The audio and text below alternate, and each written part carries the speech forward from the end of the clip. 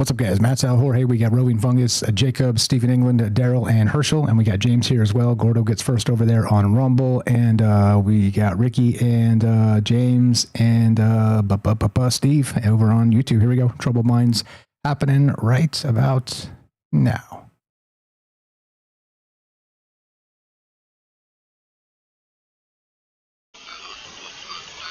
But I think the development of full artificial intelligence will spell the end of the human race. It's a flying object and we don't know what it is. I would hope somebody is checking it out. I don't know whether rockets or whatever, but incredibly fast, opposite direction. They were too fast to be an airplane. I'm glad the Pentagon is looking at this, because if it poses a threat, I want them on top of it. Well, the craft generates its own gravitational field. You said there's lights in the sky? The internet has become the command center for criminals and terrorists.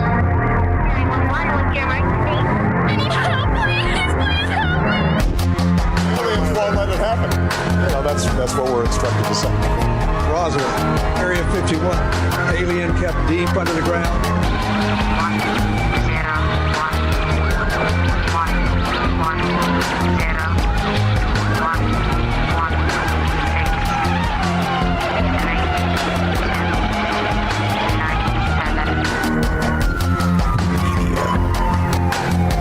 doesn't have your best interest in mind. The government is self-serving. You're here for a reason. You're listening to Troubled Minds Radio.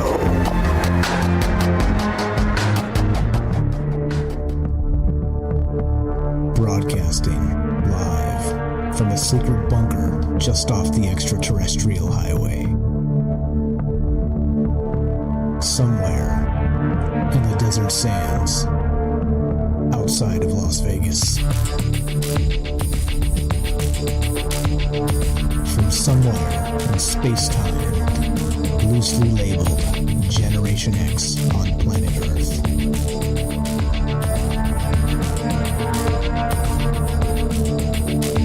And asking questions of you in earnest into the digital darkness. Well, good evening and welcome to Troubled Minds Radio. I'm your host, Michael Strange. We're streaming on YouTube, Rumble, X, Twitch, and Kick. We are broadcasting live on the Troubled Minds Radio Network. That's KUAP Digital Broadcasting. And, of course, 88.4 FM, Auckland, New Zealand. Tonight, you know me, I like to get weird. And, I've been really on about storytelling a little too much recently, trying to mix it up. And I was like, well, what's another fun way to do it? And, of course, Dungeons and Dragons comes to mind. Back to the well, back to some of these great ideas that Gary Gygax brought us. And his band of collaborators, his merry band of collaborators that built this amazing game engine, which, of course, predates video games. This goes all the way back to tabletop role-playing games, which is what we're talking about tonight. But not like you think. As usual, you don't have to be a connoisseur of Dungeons and Dragons at all to be included in the conversation tonight, because, of course, we're going to we're going to get weird. That's what we do. As usual, I have to add, there's no truth to be found here. This is literally just ideas. I call these a thought experiment, and just a group of people getting together to talk about these things as part of a philosophical construct. So if you're here for truth, you're in the wrong place. This is not, we don't do politics. We don't do truth per se. Clearly you can talk truth if you want to, but my point is, my premise on all of this stuff, I'm not trying to say it's the truth of anything. I'm trying to say there are multitudes of possibilities, and we should probably do our best to recognize them. That's all. It's very simple. And so tonight, we're going to do a little Dungeons and Dragons. I'm calling this a party Egregore. The dragon exists because we willed it. Now, what the hell does that mean? Okay, well, just so for the people that don't know, the people that haven't played Dungeons and Dragons, so I'll just brief you real quick on this so you kind of understand where I'm coming from. Now, in the old days, you would sit around a little table, a little coffee table, or some kind of a makeshift, maybe even flip over a garbage can in the garage and use that as your tabletop, put a piece of cardboard on top or whatever, and that's where you rolled the dice. And there would be several of you around it, 2, 3, 4, 5 people, whatever, and that would sort of be the ritual circle. You see what I'm getting at now. Now, the ritual circle, of course, would just be the game space where everybody got together in this collective mind space and it told a tale together. They told a story collectively by role-playing, by, sort of invoking the gods by rolling the dice, because that's how you invoke chance in a game like that. And that was Dungeons & Dragons. It was highly imaginative. It was unbelievably ahead of its time, and it probably still is, by the way. It spawned an entire genre of role-playing games that kind of came behind it, the TTRP, they call it tabletop role-playing.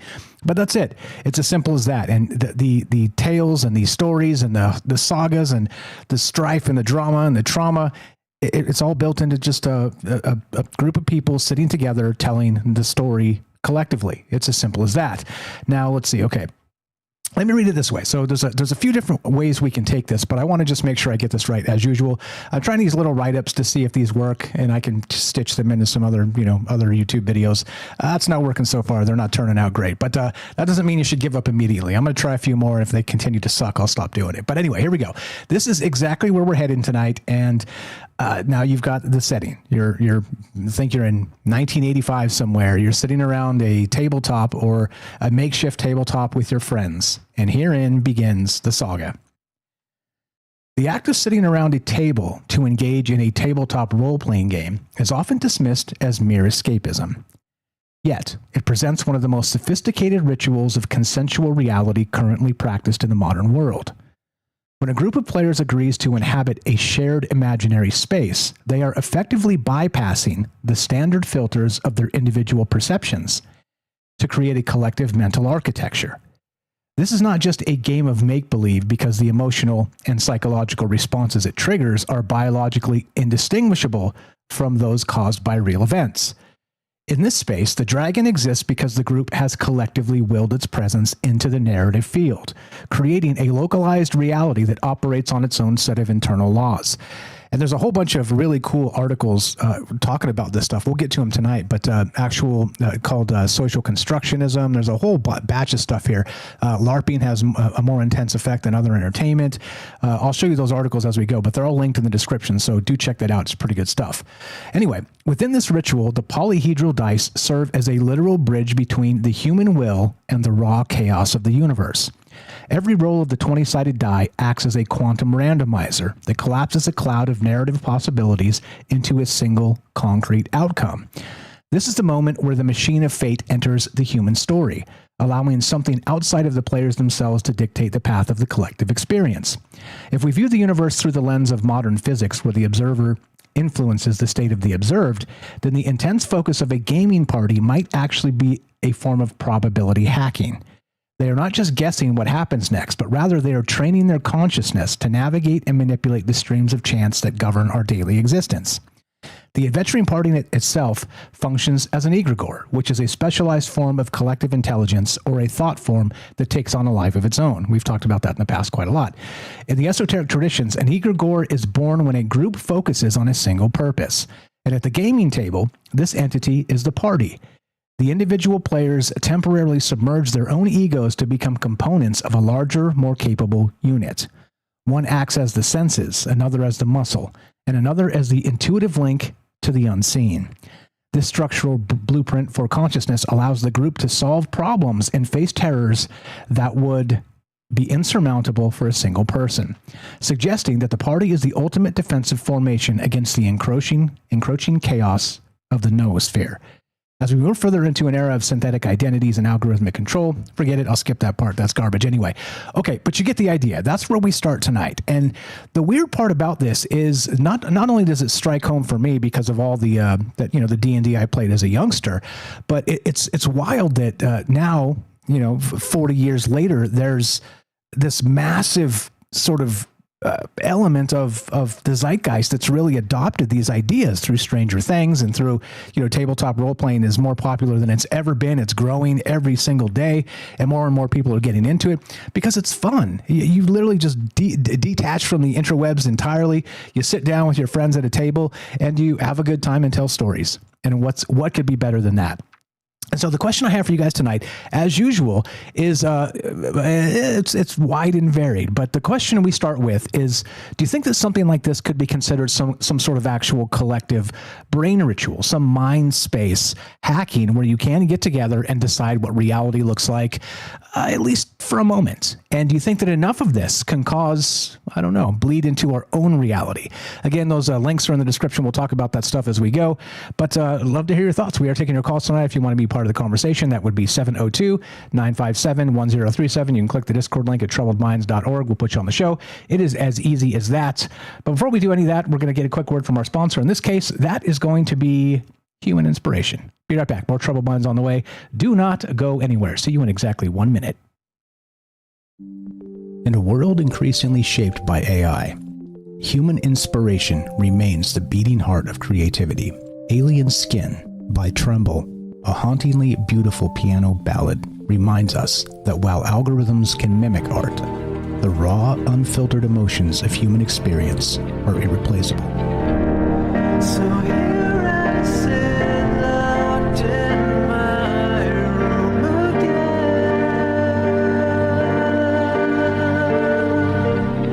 Written and composed by Jesse Ian in collaboration with Todd Smith, this progressive masterpiece delves into the depths of internalized grief and the silent toll of artistic compromise.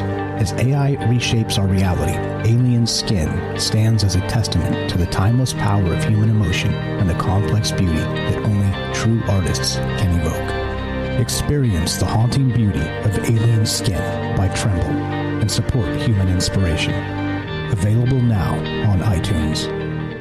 Welcome back to Troubled Minds. I'm Michael Strange. Let us continue, shall we? Now, so a party egregore is basically that. Like, you get around, everybody gets in the same mind space, and you're reality hacking. You're actually inhabiting a different experience, a different place, a different time, but you're all doing it together.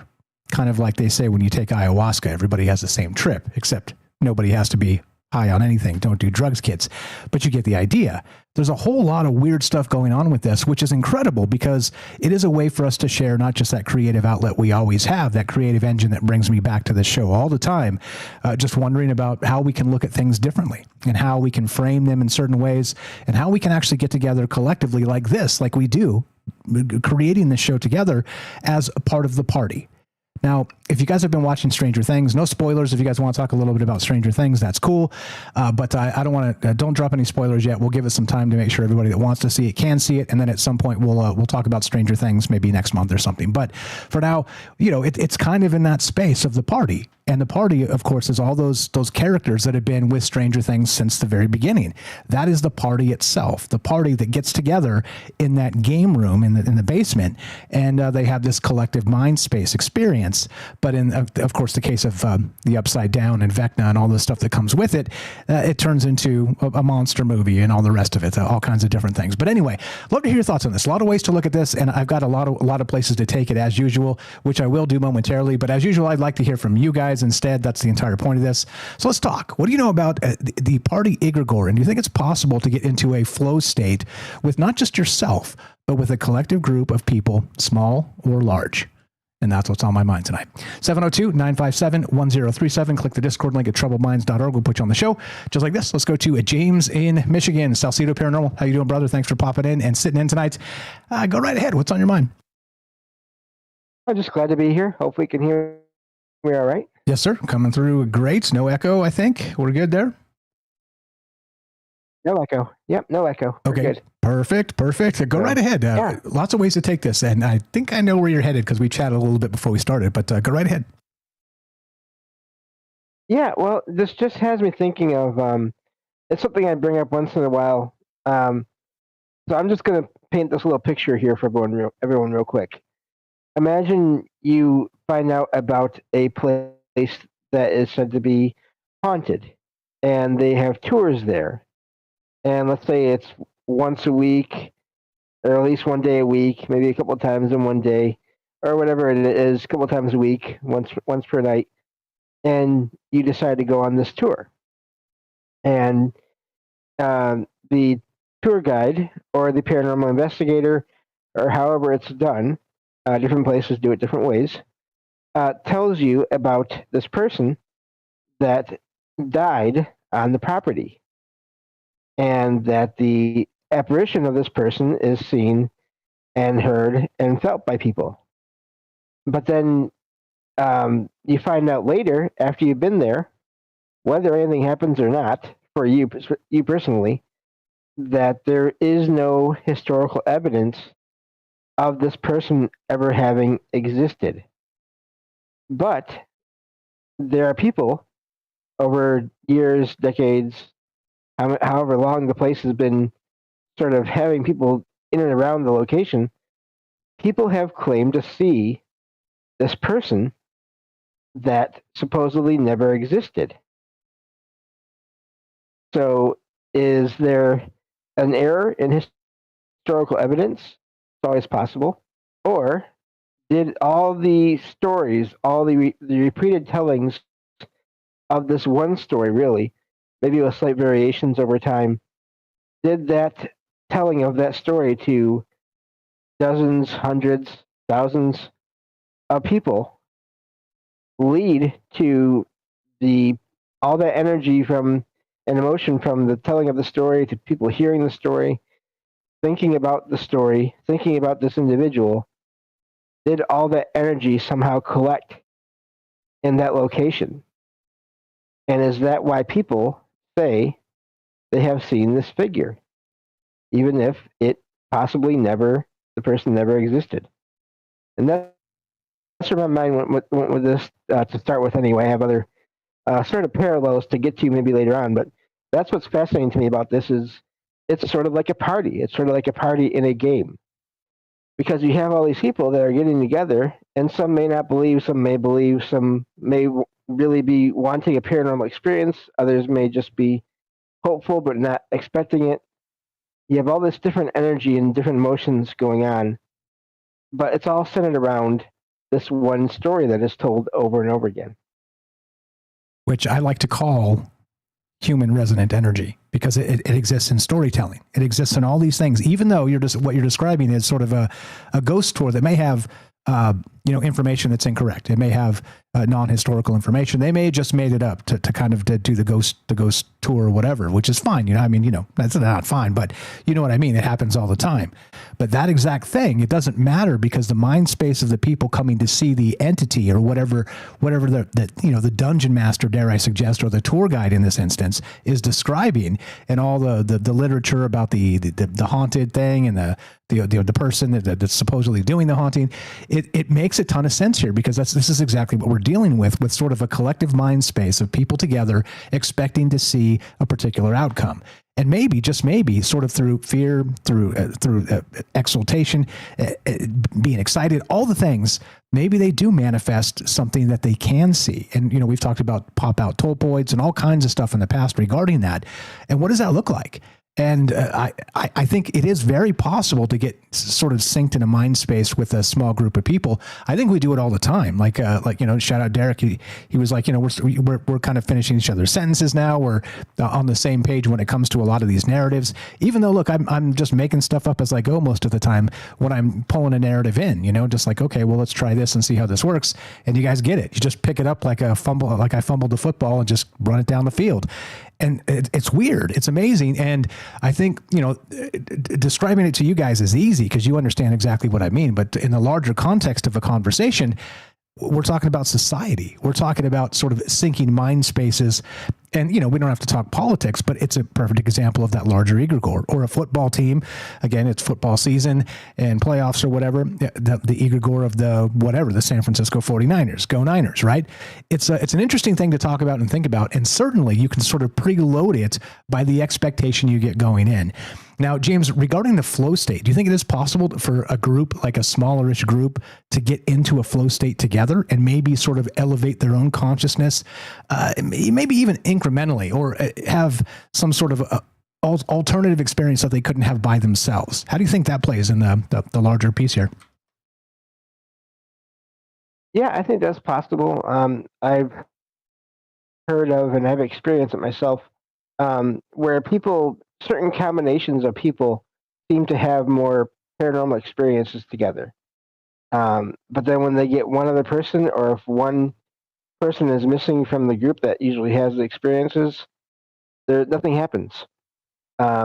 It's funny. I always talk about how I had my first experiences that I can remember at my aunt and uncle's house with my cousin.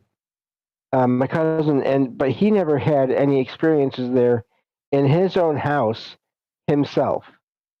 It was only when we were there together that we had experiences in his house. So I do think it can have to do with energy, can have to do with emotions, with how close people are together. Whether it's related or not, whether it's relatives or not, just in a relationship and a friend, doesn't matter the type of positive relationship, but I think it can possibly lead to that. Yeah, having, we each have our own energies, and maybe that does lead to certain configurations of people causing experiences of any kind, really. Yeah, sort of like a modern alchemy of consciousness. You get the right people in the mix. And you brought this up before we started too. An interesting aspect of this is that, on a ghost tour, imagine you have a couple jokers who are just kind of there to make fun of everybody or whatever. It certainly is annoying, they're kind of making the dumb jokes they do. And that's fine. Whatever. Everybody has fun in their own way. But it certainly brings down sort of the expectation level of the people that are there to maybe witness something that they think they inhabits or haunts or whatever. And so, you kind of get some chuckleheads in there that don't have the same sort of wavelength, or sort of mix and match that group of people and put them in the same place. And you may get an unbelievable amount of different experiences that come out of it. And maybe even something transcendent to the point where you kind of conjure something together, at least that you see, with your mind's eye, as I always like to say. Pretty wild stuff. And that was James's idea. I ripped that off from him, but go ahead if you got anything on that. No, and no problem. But also there's plenty of cases where people go with, let's say, a more skeptical person goes with a person that has had experiences or feels these things are real, paranormal things are real. Yeah, sometimes depending on who you're with and everything, sometimes maybe nothing will happen. If I could talk clearly, that'd be nice. But other times, something will happen, and it'll completely change the point of view of the skeptical person that went along with someone that they're close to, just because, they were either traveling or so literally there's nothing else to do, or they're not in a familiar area, so they're not going to just stay at the hotel room alone or whatever. So it really, the randomness is there in all these kinds of experiences, I think, almost as much as it is in any kind of possibly a tabletop role-playing game. Yeah, absolutely. And as usual, right? And you guys know this if you've know anything about these tabletop role-playing games, one joker can kind of spoil it for everybody. They kind of don't role play well. They sort of step out of their role a lot to just kind of cause chaos in the space. Like, that's another thing entirely. But again, syncing in a mind space, and I messed up the name. I called it a party Egregore, the name of the show tonight. I should have called it this. I'm reading the write-up and I'm like, damn it, I missed this. I missed this part. But it's what is it? It's I'll get it in a second. It's really good. I should have called it something else. So I fumbled that, and hopefully one of you guys will pick up the fumble and run it into the end zone because it's football season. But you get the idea. There's a lot going on with this, but we're talking the mental space of sort of this shared reality, a consensual fantasy in where we see in our mind's eye the same thing as described by all, which is incredible. And it doesn't happen as much as it should really in the modern space in the modern day, except it's accelerating because people are playing these games quite a bit more than they ever did, which is great because, like I said, you're detaching from the internet and you're sharing a mind space with people you enjoy being around, which is an incredible thing. Got about a minute left if you got anything to add, James. So we got tons to get to, which we will momentarily here. Yeah, I'll just sort of hint at what I'm going to talk about later if there's time. There are similar events now involving looking for cryptids, Bigfoot, and or UFOs, where people they run businesses around this, where, this is a hot spot. I've heard about this. Maybe I've had experiences there. I want to bring other people here to have experiences if possible. And or at the very least tell them of my experiences while they're here. And so I've heard of this happening now with these other sort of silos of the paranormal. And I think it's fascinating that all these things are happening now in different settings and for different phenomena. Well said. Well said. You're the best. I'll tell you about James when we get back. We are taking your calls tonight at 702-957-1037. You can click the Discord link at troubledminds.org. Be right back. More on the way. More with James and your calls as well. What do you know about this? Is it possible to sync brains into some sort of flow state, a collective flow state, with individuals sitting next to you at a tabletop role-playing game? Be right back. More Troubled Minds on the way. Don't go anywhere.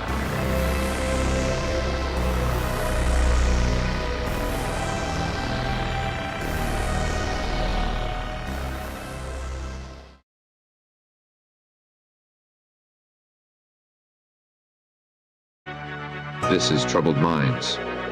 Your host, Michael Strange, the master of the mysterious, is here to guide you through the shadows of the unexplained.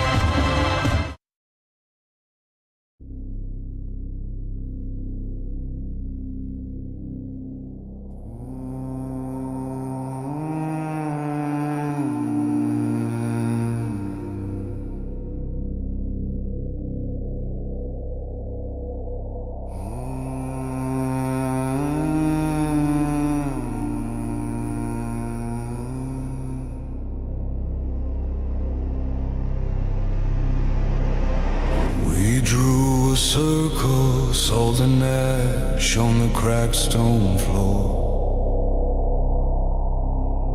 spoke names our tongues were never meant to form. Candles bled, river smoke curled like a crooked crown. We carved our hunger in the air, and it looked down.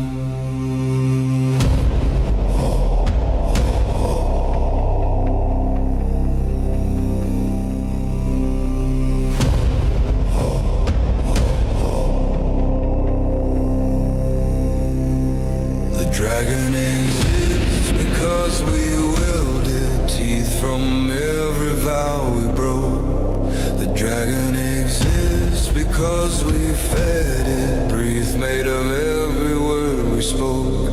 We called it, we called it, now it coils around our throat.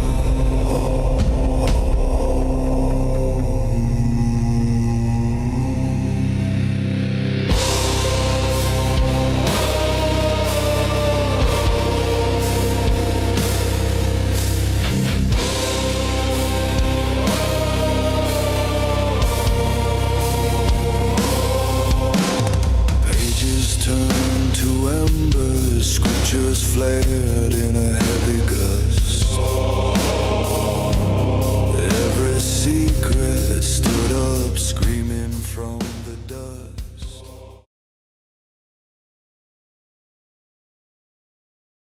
Manuel Fade. What's up, guys? Hope everybody's well tonight. Matt Sal, Jorge. What's up, Roving Fungus? We got Jacob, Daryl, the Ricky with the bringing the synchronicity tonight. What's up, Jason? We got Herschel, Steve, and the Robert. I see you guys. Hope everybody's well tonight. Over on Rumble, what's going on? From the bottom, we got Puff. We got Gordo is here. Gordo was first. Hiker and Sweets is over there. If I missed anybody, just say hi. I'll say hi back. I think I got it. I think I got it. Over there on YouTube, what's up, guys? Thanks for jumping in early. Ricky was first. We pinned it first. Ricky, James is there, of course. What's up, James? We'll talk to him momentarily here. What's up, Roving Fungus. Matt, I see you guys. Your chat's coming through. Who said this? Somebody said this. What's up, Kelly is there. How you doing, my man? We got Mr. Mission Control. What's up, buddy? How you doing? Good evening. We've got, this song is fire, right? I thought it was pretty good, too. Who else was here? Who else? Zombie Terror says this. I can appreciate some D&D, but damn, can't feel more and more like maybe we're all too stuck in that. Maybe. Here we go. Trouble Minds happening right now. Love to hear from you.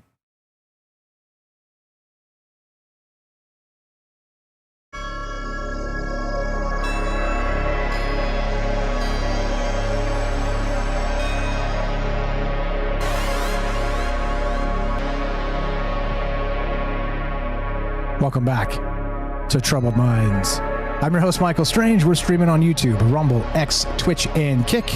We are broadcasting live on the Troubled Minds Radio Network. You know the drill, KUAP Digital Broadcasting, which you can find at troubledminds.org. Right on the top, just click play. It says listen live. You can click that, and when we're live, you actually hear us live, plus 24 hours of fantastic programming, including, of course, James Salcido and many others, which we got James here with us tonight, the paranormal expert of Troubled Minds. Tonight we're talking, I'm calling this, what did I call this? It's a bad name. It's my fault. A party egregore. But this is better. The dragon exists because we willed it. We're talking about tabletop role-playing games. And let me read the blurb here. It's probably better to just read it straight. Is your life a campaign, or are you just an NPC in someone else's story? The adventuring party is a blueprint for a specialized collective intelligence that can bypass the filters of our individual perceptions.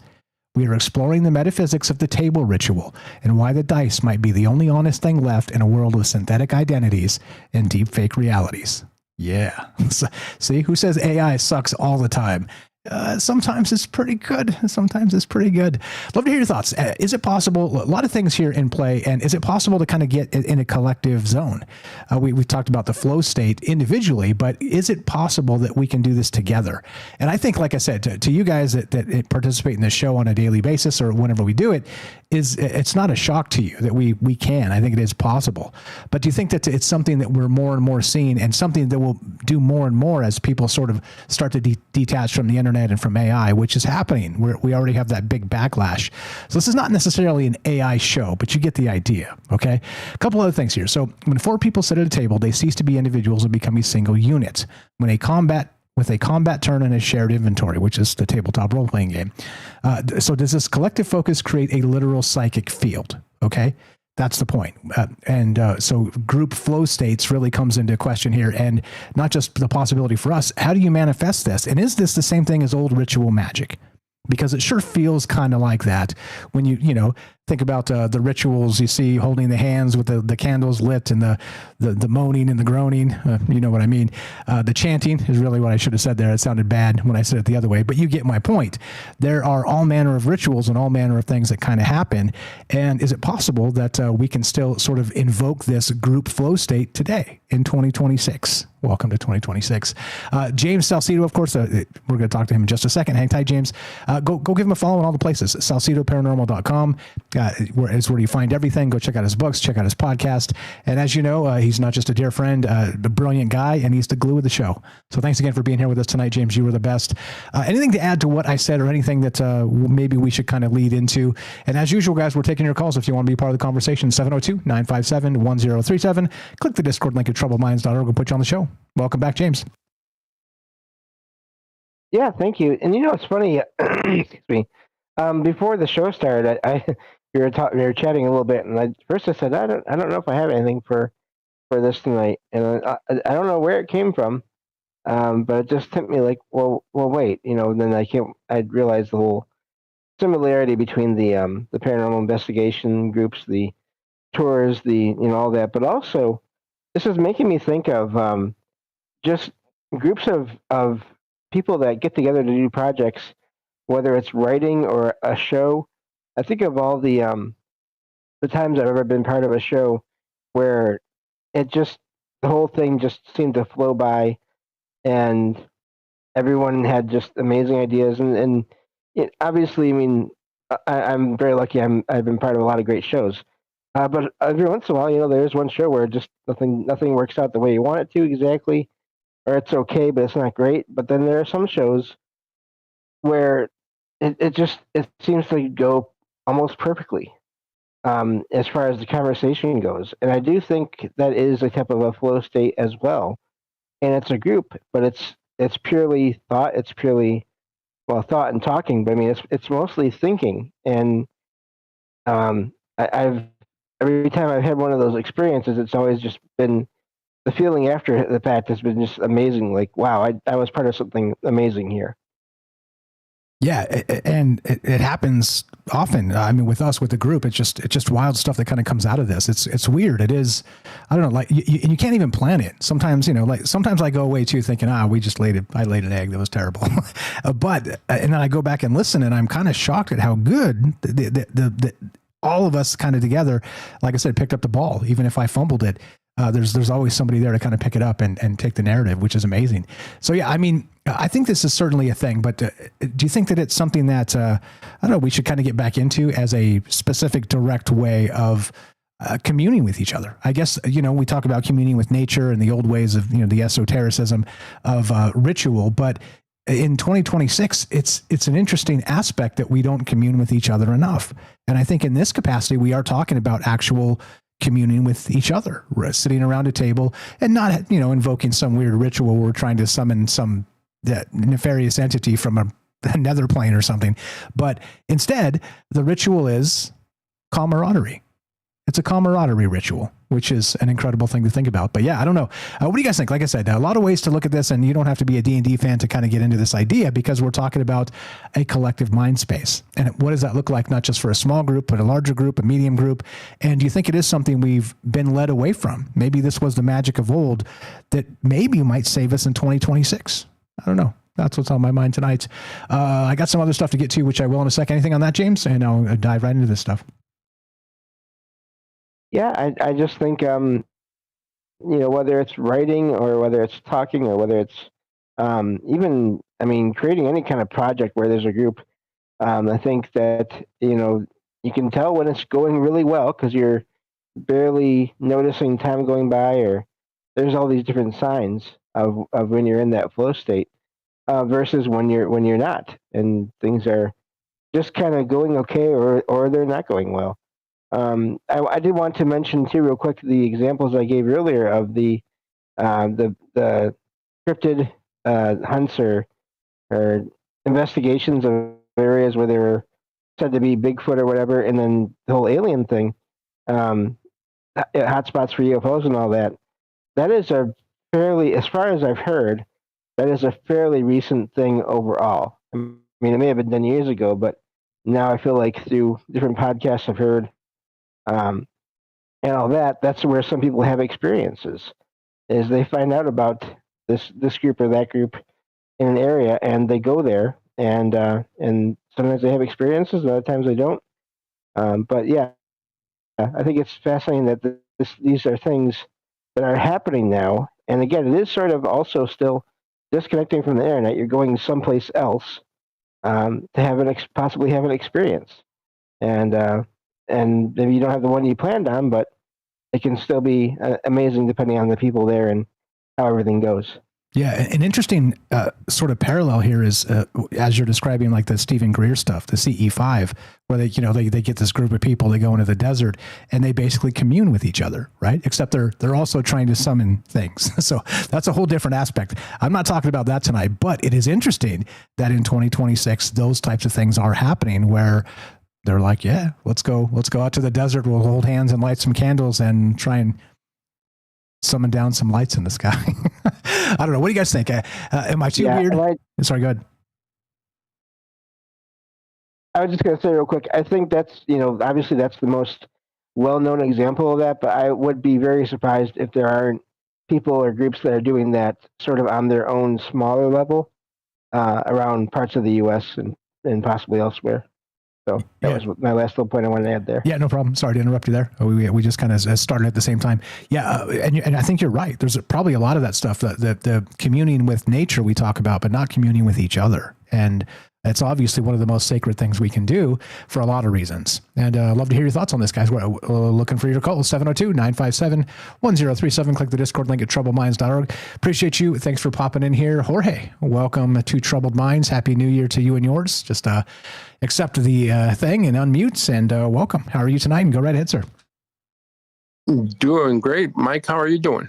Pretty good. No complaints out of me. Welcome to the joint. You sound great. And what's on your mind? Go right ahead. I am doing great. Man, there's so much so much I could say. There's a book by Sam Quinones called Dreamland. And the book it's actually about opiates. It's kind of like a weird thing. But he said that why do we have the problem? He wrote the book probably about like 20 years ago.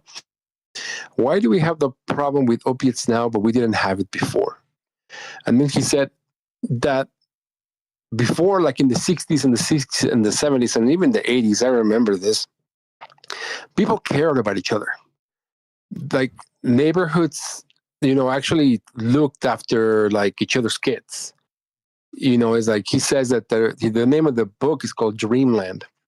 And the reason why he called it Dreamland is because there used to be kind of like a neighborhood pool where all the people in his neighborhood used to drop off their kids and just go about their days. And that was kind of like daycare, it's kind of like they drop off their kids and then the kids just played in the pool and everybody cared about each other and everybody was mindful of what everybody else was doing and just they took care of each other. And so that to me is one of the most beautiful egregores ever, where a neighborhood cares about each other. Whereas now our lives are so busy and so nasty that now everybody just is kind of like looking out for themselves, Yeah, well said. And it does harken back to 100%. It harkens back to that 80s effect. Like that's the way it was, like you knew the names of the kids on your street. And their parents knew you. And we're kind of painting this idyllic vision, which I'm sure wasn't everywhere, but it is what I experienced, and everybody would know, okay, so after school, we're all going to go over to such and such's house because for whatever reason, they have TV and we're going to go watch TV or something, or they have a basketball hoop and we're going to go play, shoot hoops with them or whatever. And everybody just kind of knew the schedule and everybody knew where we were at all times because that's just where we were. It's what we did because everybody was always looking after us. And as you said, the beautiful part of it is the community is looking after each other. And you are right. That is a gorgeous egregore, and we need to get back to that 100%. Well said. Well, I'm afraid that those times are gone. Well, they don't have to be. Now it's like they don't have to be though. Like if we remember them, we remember what they feel like and how it is, we can start to bring them back. I think that becomes part of the question tonight, right? I don't know. It's just like, in a way, I don't know. I moved to another state, and in this state, like it's a lot more like that, like still like the '80s thing, where like like my kids play with neighbor kids, and I kind of trust them. But things are like cities are getting so big, and things are getting so weird that it's hard to like do it. And then everybody, even the culture. Like I remember, like as a youth, I became a Freemason and I joined like weird, like occult societies. And the reason why I joined them is because I was so intrigued by them. And now it's like there are some people that tell me, it's like, well, you should start a branch in your state. It's like, yeah, I have no interest in doing that. It's like, it just don't. And then it's like, it's like, I don't know if I should tell you, it's like, which goes to like a egregore. It's like, I used to belong to the Golden Dawn back in like the early 2000s. And, it's like, to me, it was fascinating. It's like, oh my gosh, I'm part of like a mystical mystery, school, where I'm learning all this really cool stuff and I'm hanging out with this really cool stuff. And we got to experience some really cool stuff, or at least I did. And, it's like, to me, it was like, it fed my soul. But now it's like, I'm probably old. And so I just hang out with like my family, and that makes me happy. I play music and I write music, and people are just like, oh, when are you going to publish it? Never. Like, I'm just doing it for myself. It's like, I write books. It's like, oh, when are you going to publish it? Probably never.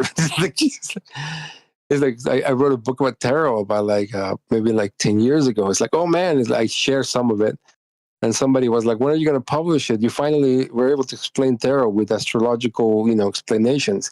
When are you going to publish it? Never. It's like, no. Why? Why should I publish it? It's like, I really do not care about showing it to anybody. And then in a way, it kind of reminds me of like that concept of like the hermit. It's like I have become the hermit. It's like I have absolutely no intention of teaching anybody anything or participating in anything because I just don't feel the need to do so. I don't want to be a leader of anything. I really don't want to experience that anymore because now I can experience it by myself. I don't need people to do it anymore. I did, I did group work. The Golden Dawn is a ceremonial group. And so that was kind of like my thing. Yeah, it's like, yeah, I experienced some cool things, but, Now, like I said, it's like now I can do it by myself. I don't need the group anymore. And then people think, I don't know, they call us, what do they call us? Gatekeepers. Oh. You're the gatekeepers. It's like, well, I really don't care. Yeah, exactly. Yeah. Yeah. It's funny, you know, when you reach a certain age, at least for me, and sounds like for you too, you're just like, so what? Call me whatever you want to call me. Like, it doesn't bother me one single bit. I'm going to go be over here doing my own thing, enjoying myself. You go be negative somewhere else. It's fine. It's so wild. It's I don't know. It was so decoupled from our youth. You know, most of our youth was stuck kind of in those social cycles of people being nasty to each other and all the rest. And it just doesn't have to. I mean, kids, speaking of kids, not the Egregore, the beautiful Egregore you're describing, but like, kids are just nasty to each other. And, you know, it's like, it's a childlike behavior to be nasty to people for no reason. If you don't like the thing that's going on, hey, go do something else. Go do what makes you happy. Like, don't go hate watch YouTube. Go watch YouTube and find something you enjoy. That's what this is all about, isn't it? Yeah. Well, it's also like the culture was very different. Like back in the, I don't know, maybe because I'm a Gen Xer, it's like people worked hard. It's like when I used to be part of that ceremonial group, I worked my ass off. It's like I set up the lodge. You know, I did the furnishings. I sewed my own like garments. Like by hand. I make my own tools. And nowadays, it's like people that want to, like, you know, there were some people that were trying to do it up in San Francisco. And they were like, okay, this is the stuff that you need to do. And this is the stuff you need to learn. I was like, do I need to learn this? It's like, that's the point. It's like, that's why you're here, isn't it? It's like, if you're going to be lazy, bro, it's like, why are you here? And if you don't want to do the work, why are you here? You know, and then everybody's like, now it's like, what is that, instant gratification? They just want to be part of something without really putting the work to do it. And us Gen Xers is like, you have the incentive to like work your ass off. And that's part of the learning process. And if you're not willing to, you know, do it, then it's like, why are you doing it? And then it's like the Egregore. It's like the what you are going to get is what you're going to put in. Period. You know, so it's not like, oh, I'm part of a group. It's like, that doesn't mean anything. It's like, this is the work that you do that, you know, that will bring you the rewards. Otherwise, you know, you're just, you know, doing mental gymnastics here, you know, just thinking that you belong to something. And when, if you don't put in the work, it doesn't mean anything. You know? Yeah. And again, you know how I feel about, I am also Gen X. And so I have a special heart in a place in my heart for Gen X, because that's where I grew up. It's most of what I know. Most of the people that I connect with, most of them, not all, are going to be Gen X, because it's, you know, my friend circle, the people that I've known for years and years and years. But also there are, as you're describing, people that work equally hard that are not Gen X. And so that maybe you're honorary Gen X, or just kind of displaced and feel like they don't belong in a digital world anyway. You know what I mean? I think we're going to see more and more of that backlash, more of that sort of, you know, dare I suggest the Amish Egregore kind of step up, and people are like, you know what? I don't even want a phone. Like, I'm going to go learn to weld, and I'm going to go have a good life. And that's going to be that, right? And you know what I mean? Like, I kind of feel like there's this backlash coming where that's going to be the thing, because there are, I mean, I know young people that work so hard, and my heart breaks for them because they're working 3 jobs. You know, I'm working with them in the daytime, and, you know, they're working at night, some other job, and on the weekend, some other thing, just to make ends meet. You know, they got a kid, and it's just like, man, it's not as easy as it used to be. So I don't know. Yeah, I'm with you, Gen X forever, but also, by the way, we need to be some mentors and a helping hand to our elders, and then some mentors and some friends to some people that maybe don't see this yet, because I think it's coming. I think that sort of Egregore of the Amish is on the way. It just, how quickly does it get here? And I guess how quickly do we all get laid off from AI taking our jobs is really the question. Well, I don't know. From what you describe as to what you do, I don't think you'll ever get laid off. Someone has to, you know, go to places and do what you do. Yeah, maybe. It's not like, yeah, maybe. Like I could get laid off. Sometimes I'm thinking it's like, oh, the stuff that I do is like, I mean, shit, you know, someone can create a Python program to like do in like a day what it takes me like 3 to 6 months to do, you know? Yeah, it's happening. I'm doing it. I'm one of those guys. I'm doing it. I'm like, damn, I don't even know Python. And I'm doing it.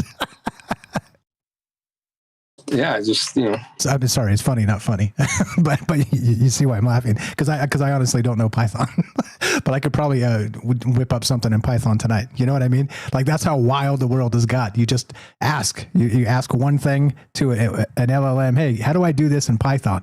And I know PHP. I know my MySQL. That's where I cut my teeth on coding, to JavaScript and HTML, all that stuff, right? But I don't know any Python. But how do I do this in Python? It'll tell you. It'll be like, oh, since you're familiar with this, here's how you do it, and I'll make it easy for you to understand kind of the transition. And then I'm building in Python. I mean, it's crazy. It's crazy.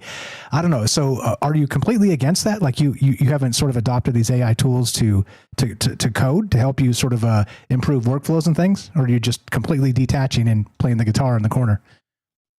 No, it helps me write, because a lot of my work is like I have to explain things in a verbal way. It's like, you know, I'm a very technical person, but yet I have to like explain it to people. You know, it's like, this is what I'm doing, and this is what's going to happen, and this is, if you do this is what's going to happen, and this in this amount of time, this is what's going to happen. And so that's basically my job. And so it's kind of like to evaluate all of these things, but we have to like dig into like maybe like 6 tools to be able to determine that, and then make analysis to come up with a conclusion. But then it's like, well, it's like, you know, if you can create like Python, you know, you just get, and, you know, AI can just dig through all of those databases and try to figure it out. But then again, it's like our stuff is kind of sensitive, so I don't think that will ever happen, because they're probably going to think that there needs to be a human kind of like making that determination. So I don't know. I'm hoping I will not get fired in the next 5 years. I'm also hoping for you that you don't.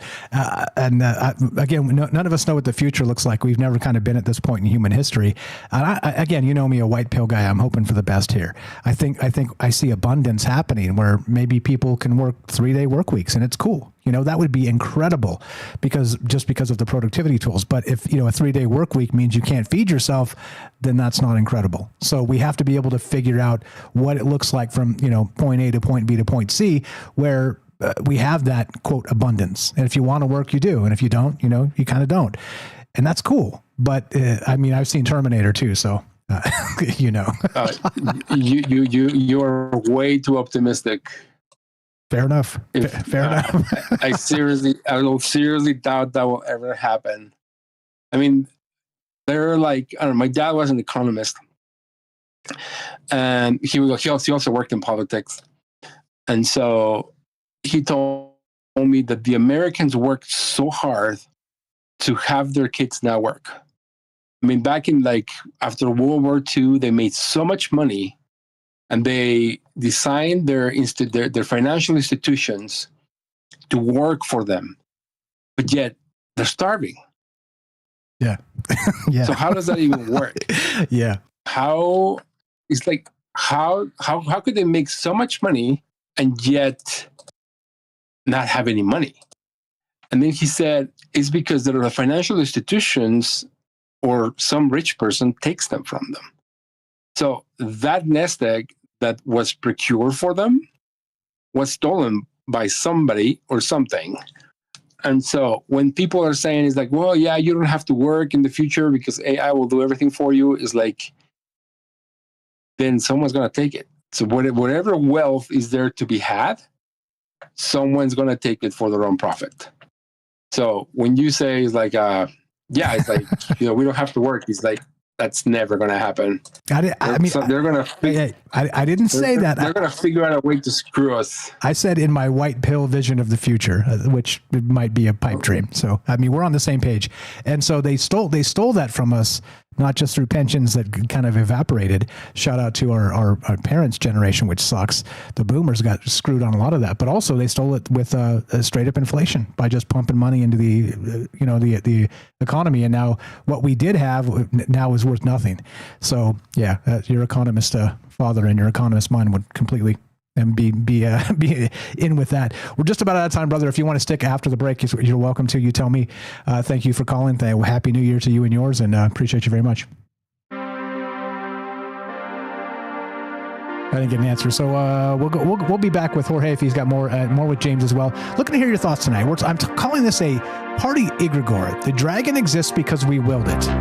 So if we willed it and we deal with it, can we also will it to be gone? Shoe Dragon, Shoe. 702-957-1037. Click the Discord link at troubledminds.org. Be right back. More on the way. Go give Jorge a follow at troubledminds.org/friends. Scroll down just a little bit. It's alphabetical. Go check out his YouTube channel and the projects he's working on. Be right back. More Troubled Minds on the way. We got Derek the Night Stalker coming up and your calls as well. Don't go anywhere.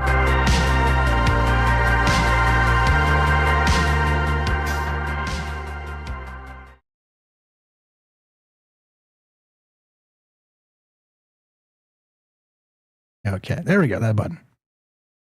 Let's check the news.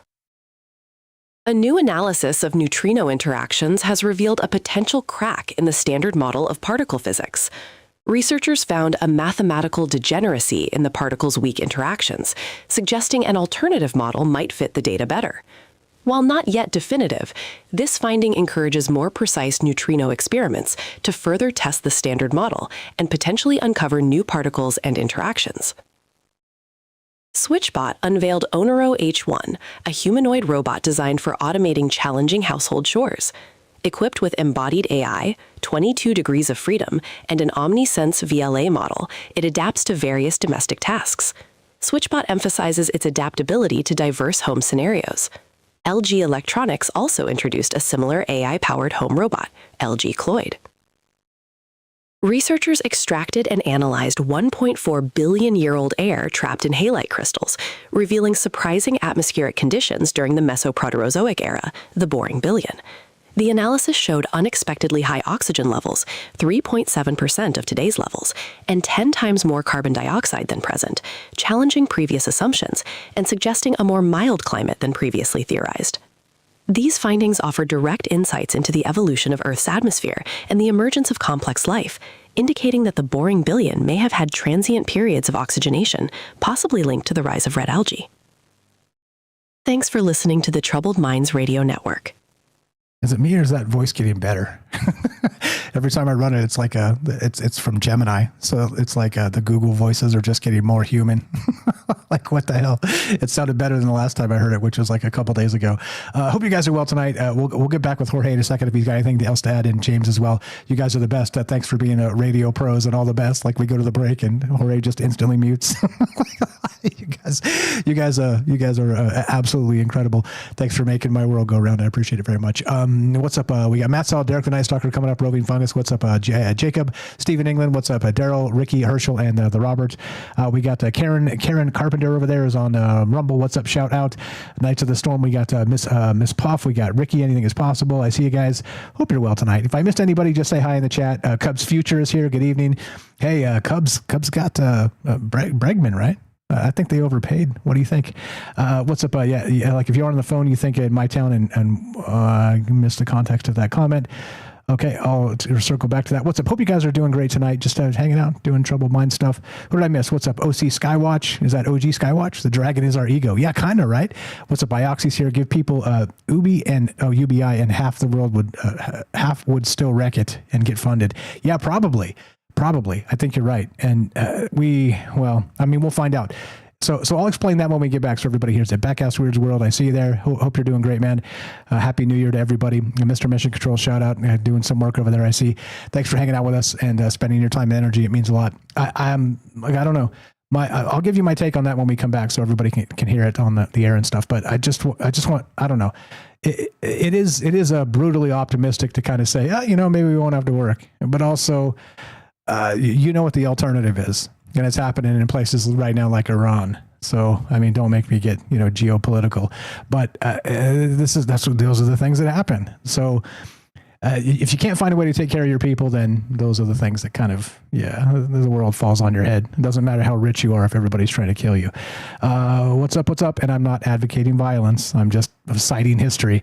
My mom, who else is out there? You guys are the best. Sweets, I see you. Gordo, Puff. Yeah. Okay, we're going to read this fully. So Puff says, if you aren't on the phone, you think in my town and the next one, so it was like 1975 until you see a new car go by. Oh, in your town. Okay, that's good. 75. That was a good year. 1975 was a good year. Okay, here we go. More Troubled Minds coming up in just a second here. Again, we'll finish up with Jorge, more from James if he's got anything else. And then we got Derek the Nice Talker coming up in your calls as well. What do you guys know about this? Like I said, I'm a weird guy and we talk about weird ideas, but that's the point, is to kind of pull your head out of the space of politics and all the nonsense they're kind of just force feeding us through the mass media, and to think about things a little bit differently. So hope you're feeling well tonight. Let's do it. Troubled Minds coming up right about now. Here we go.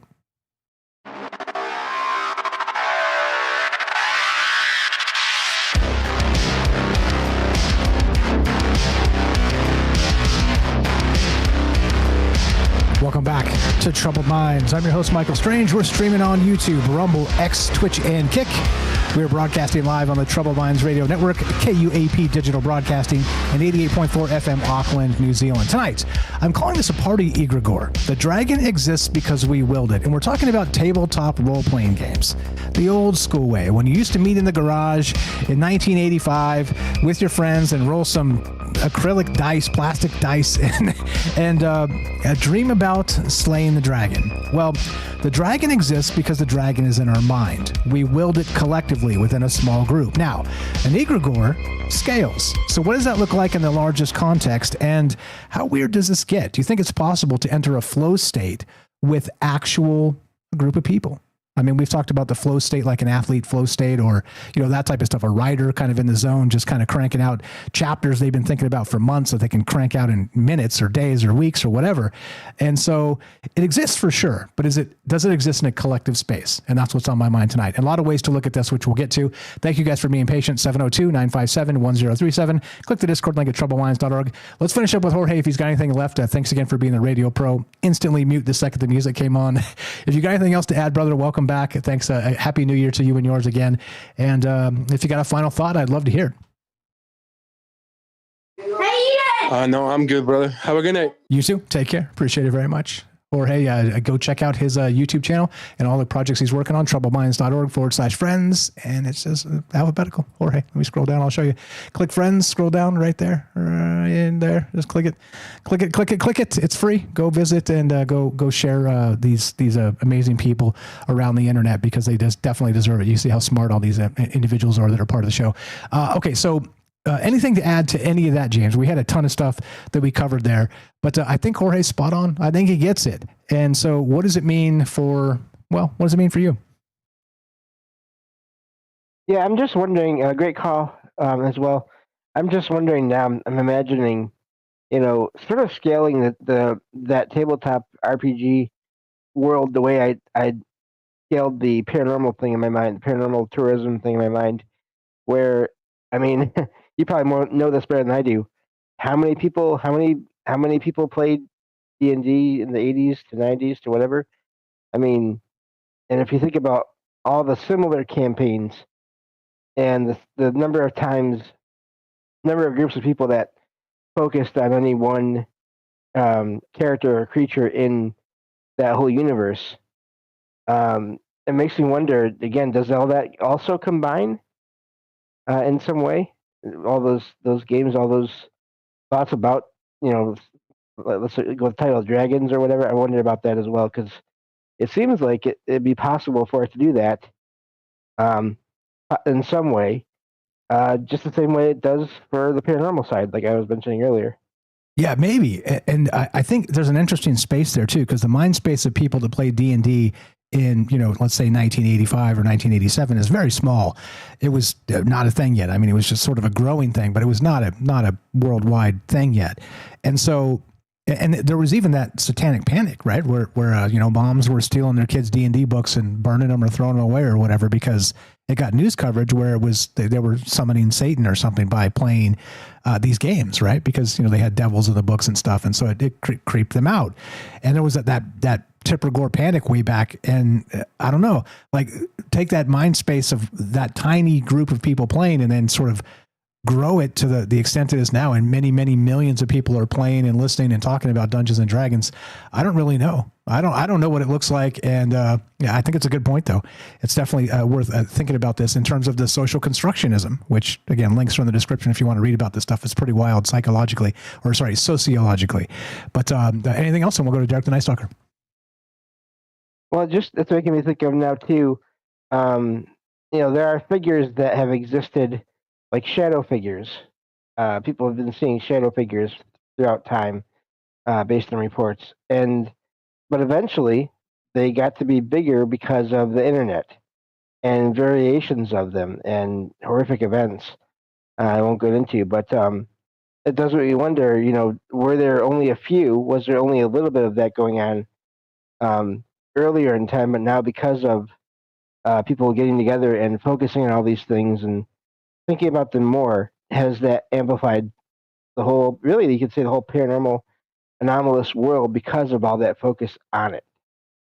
Yeah, 100%. Sort of the zeitgeist itself is sort of really attentive to the paranormal stuff and the planar stuff and the gates and all the weird the stuff that comes with Stranger Things. You're absolutely right. Appreciate you very much. Hang tight. We got Derek coming up, 702-957-1037. Click the Discord link at troubledminds.org. What's going on, Brutus? Derek the Night Stalker. What's up, brother? I appreciate that very much. How you doing tonight? Welcome to the joint. I found your song again, and welcome back. How you feeling, sir? And go right ahead. As you know, a lot of weird things going on in my mind and in this space, but I think you're up to the challenge. Yeah, I got a lot going on. I'm taking my lunch like less than an hour into my shift, so my mind's a little bit scattered, but I got a bunch of thoughts here. Great show so far. Great stuff, James. But I want to get into like the group flow state and stuff. But you just mentioned the role playing game aspect of it, so it just hit me right now. With the playing roles in our personality gets me to think about the AI and the AI personalities and kind of how we like train the AI based on and like give it roles and give it names and give it like you're pretend to be this person and then you can do this and this and this and then it's better at finding the information that you want. There's one video that's going around on Facebook that I saw of this guy being like, this will blow your mind, try this, or there's a scientific experiment that proved this, yada yada. But if you take like a singer and have them sing a note like as high as you can, they'll sing at like say like B level, just say or level B or whatever. And then they go, okay, now, but pretend, they say to the singer, okay, this time, pretend that you were the best singer in the world. How would they sing that note? And then the next time they'll sing it higher, no matter what. And they said it works with everything. If you want to play a sport, you play it at one level B, and then to get to level A, to tell yourself, well, what if how would the best basketball player in the world shoot this free throw? And then your percentage will go up, which is just a weird thing. And makes me think, well, that's exactly how you train the AI. So what is that saying about how you train our mind? And but the belief in how we like fill these roles and identify the different roles and kind of like a method acting, how actors will identify with a certain like a role and embrace that personality for a time and kind of collect that their mannerisms and stuff. That I wonder if our belief in ourself and our belief in the external world and just the power of belief, et cetera, including choosing roles, can like, if we believe we're in a campaign, then does that turn reality into a moldable campaign? I have more thoughts, but just to get it started, what do you think with it? Yeah, totally. There's actually some articles in here talking about exactly that. Like people that have been, how do I say it? I don't want to turn this into a dark space, but have been treated very poorly in their past. And sort of the campaigns of role playing in Dungeons and Dragons kind of embodied them to sort of face that in the real world and be able to kind of get themselves out of a precarious situation that they had been in for a long time, that they really, knew better, but for whatever reason, they didn't know they had the strength in them to kind of do that. And it's called bleed over. And there's an actual couple articles down here talking about it. So specifically, the study finds fantasy roleplay can bleed into the real world and change lives. And it's interesting because it's the opposite of the satanic panic. It's not like, oh look, people are doing terrible things to themselves by their train tracks on the wrong side of the town or whatever. They're actually changing their lives for better for which is incredible to me. I mean, this is good. This is the opposite of the satanic panic based on this bleed over effect as you're describing. Yeah, it's just to give a pop culture example, and no spoilers, but in the most recent season of Stranger Things, this is in the beginning, so I'm not sure I can mention this, but Mike gives Holly that necklace, like Holly the heroic or whatever, and if she is in trouble or scared or facing what he believes is an imaginary friend, then if she can assume the role in their big role, like he's a big role playing game person, so he like the will the wise whole thing, like they're assuming these roles to give themselves strength to fight these in the show real monsters, but made up monsters that just assuming the role of somebody that has some kind of more grip over reality can give you more grip over reality potentially. But just with the team dynamics or the multiple people having like singing up together, you mentioned, and you gave the example that I want to give about how like in a group we'll sync up. So like we'll start using the same terms, and we'll start in a good way. We'll start just like I don't know, the same way you can tell that a family is a family because they'll use the same mannerisms and stuff. That like friends can become family in this way. But team dynamics in sports is an important thing, and they have like quote unquote chemistry guys, or like bad chemistry guy, or team chemistry.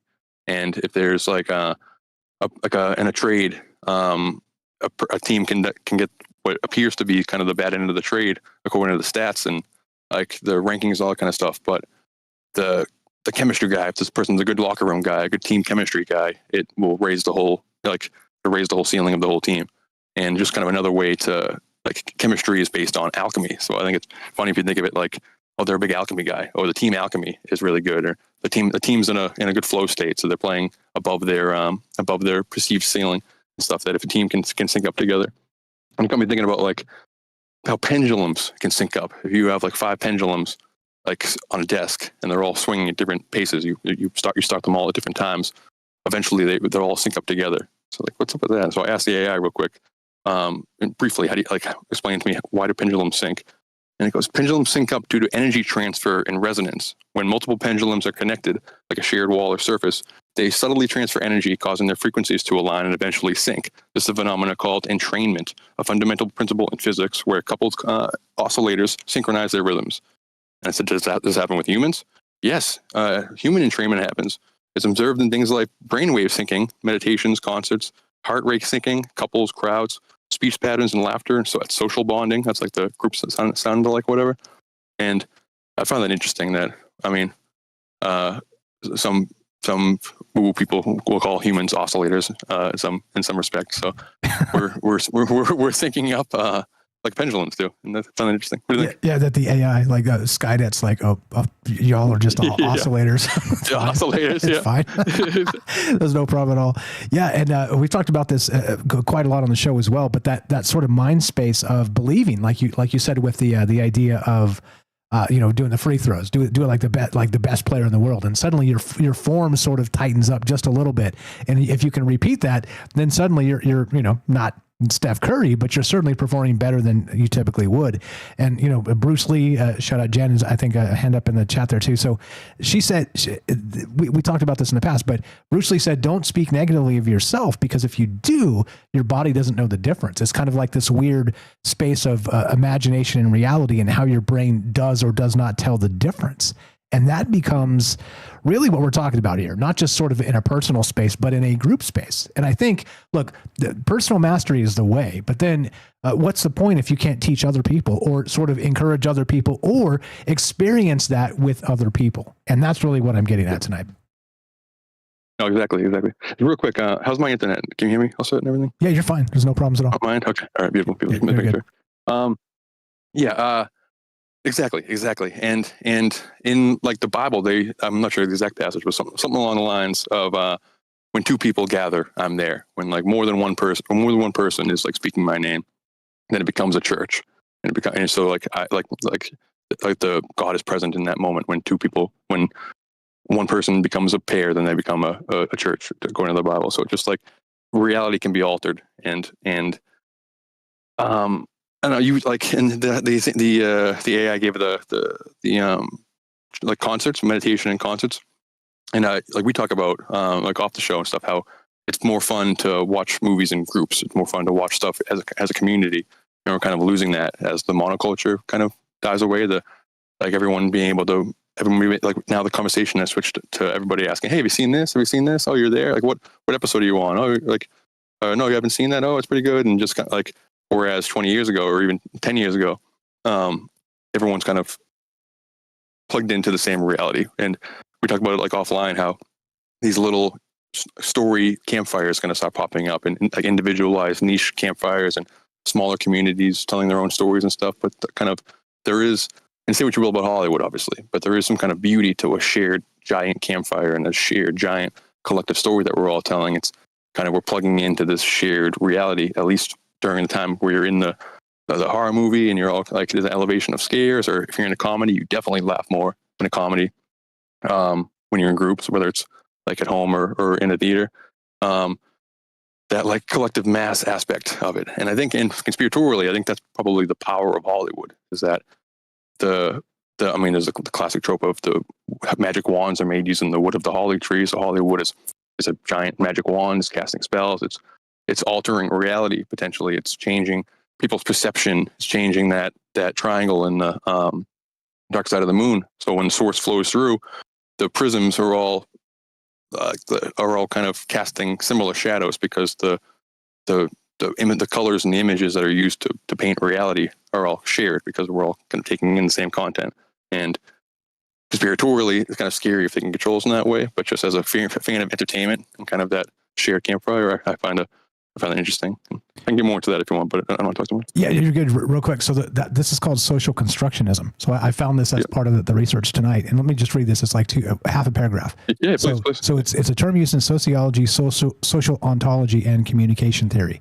The term can serve somewhat different functions in each field. However, the foundation of this theoretical framework suggests various facets of social reality, such as, this is the important part, concepts, beliefs, norms, and values are formed through continuous interactions and negotiations among society's members, rather than empirical observation of physical reality. Meaning exactly what we're talking about, and how things just get weirder and weirder, Terence McKenna style, because we are not sort of basing that reality on the empirical observation of our world. We're like, oh, the neighbor's freaking out. And so you're freaking out. Like this is the way this is going. And yeah, social constructionism. There's your new term if you hadn't heard it tonight, guys. Go ahead, sir. Oh, that's cool. That's cool.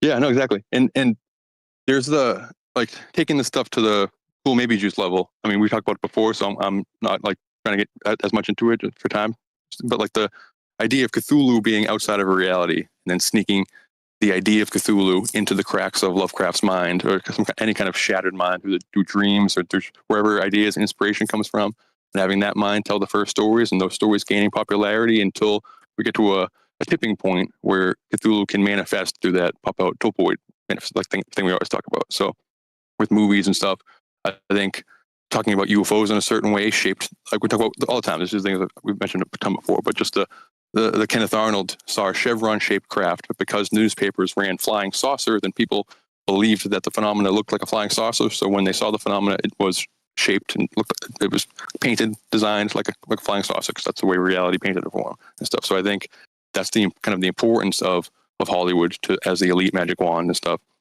because it gives the colors in which we paint our reality, and that's the observer effect. We're painting all reality.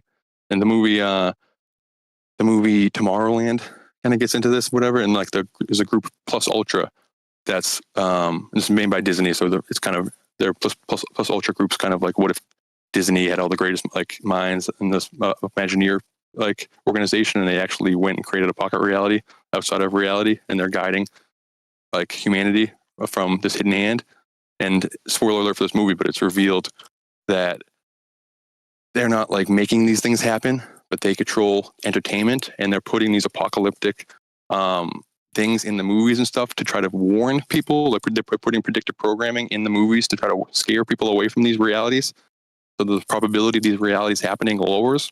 But they're like, well, no, you guys ended up liking these apocalyptic scenarios you see in movies. So now we're barreling closer to them. We're headed these ways. Like it backfired. Like we showed you these things to scare you off of them, but it brought everybody closer to these apocalypses and stuff. And that the movies like steer our our sails. Our perception of reality is the sails that catch the wind of reality and guide that ship. And I think you see that in all kind of stuff. That like when a person is like scared, a kid is scared naturally. They want to like, or anybody's scared. You want to kind of find another person. And if there's a monster in front of you, and it's just you versus you and another person, like the monster probably can still kill you both, but like instinctually you feel safer with more than one person. And maybe it's because like instinctually you know that this monsters has reality manipulation is stronger than you, but get multiple people together, then you can control reality a little bit better and get out of the scenario and stuff. Or like a coven of witches is stronger than a single witch, and putting your powers together. And is that another way of saying putting your reality altering abilities together, or a probability like a probability altering abilities together and stuff? Rambling. What do you think about that? No, I think it's brilliant, actually. So think of it this way, like the observer effect, the collapse of the wave function, all that stuff that's been talked about sort of in, taking the quantum stuff that we don't really fully understand and turn it into an esoteric space of consciousness and the rest. Yeah. But imagine the collective version of that. Imagine if you could collapse a singular massive wave function with like a stadium full of people or a church full of people praying. Like this is the type of stuff that makes you really wonder in your tinfoil tingle when it comes to how much of this reality merging or adapting or changing are we doing collectively. And that really is always on my mind about how, I work with a bunch of really cool people. It's just like kind of a really cool, chill environment. And I'm blessed to be there for that reason. Cause you get one weirdo in there and everything just turns crazy and sour and stuff. And so it's an interesting space because you're like, wow, like one turn could turn this entire thing into just the biggest, crap show you've ever seen. And so I don't know, like, what are we dealing with and how much can this actually collectively change, back to the monks, meditating and the crime rate going down or whatever. I don't know how true that is, but it's certainly something that's been reported in the past and talked about by us and others. So I don't know, like how I guess, what are the limits of that really becomes the question. Yeah. I think the fake it till you make it, fake it till you manifest it thing comes into play here. And I think that's kind of the power of the media and the power of the importance of kind of this mass media and getting the importance of having our attention and stuff. And if you want to get into the entities and everything, that's why the first commandment is I'm the only God. Like only praise me. It's because only pay attention to me. I'm not saying there's no other gods, but only look at me, because paying attention, observing me makes me more real, and more people observing me, more people syncing up together and having that observer effect makes me more real. And like, I just talk shells. I'm not a physicist and stuff, so I'm not, like, I might be butchering this, but to my understanding, like the Nobel Prize winning physicist in 2023 or 2024 won based on the idea that like nothing is real until it's rendered until it's observed by humanity. That the observer effect is saying that we're rendering everything, that humanity is rendering everything. So I think that conspiratorially wise, the elites know that. So a lot of their power is given. Like, what if the idea of the Illuminati, the idea that there's a small cabal of people that control like the entire ship, gives them the steering wheel to the ship just because we believe it? Or entity wise, if there's these formless creatures, these formless dragons out there, or these formless pre-thought thought forms out there that want to get form by having us pay attention to them, having us observe them to render a form into reality. And if we're thinking about dragons altogether, then we might render a dragon. So maybe dragons died away not because they were all slayed, but because people got bored with dragon stories and went away from dragon stories for a little while. So the form of the dragon kind of slipped out of the zeitgeist and stuff, and they became something else. They became Loch Ness Monster, or they became cryptids in the forest, or whatever the different stories are telling. Yeah. We're not top, but you're good. The chevrons that became saucers. Yeah. Got a minute left. What if you got to finish up, go ahead. No, I mean, yeah, I mean, I think it just puts like a lot of power in the hands of the audience. I mean, like when this whole Netflix controlling Warner Brothers, trying to buy Warner Brothers thing, and what if big tech takes over entertainment and the algorithms can be making entertainment? One positive thing about that is that we can control it like we control our news feed. Like we can, it's not about just dumb executives who have their own taste and they're destroying Hollywood. It's in this case, one bright spot is that what we pay attention to, they'll make more of and stuff. And I think that's a microcosm of things. What we pay attention to in reality becomes our reality. So if everything is bad, then your reality will become colored by that. If everything is good, I mean, and then if everybody's thinking about tentacles, then maybe tentacles will come out of a portal somewhere. But great show, guys. Thank you. You're the best. Fantastic call. As always, you know him, you love him. That's Derek the Night Stalker. Go give him a follow in all the places. You know where to do that.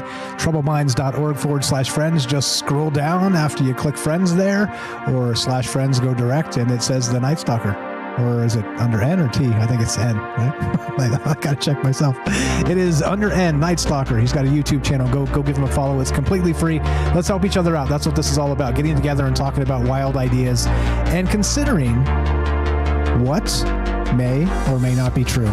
702-957-1037. Click the Discord link at troubledminds.org. I'm Michael Strange. This is Troubled Minds. More from James coming up. We got Jen in Missouri and your calls as well. Don't go anywhere. More on the way. Be right back.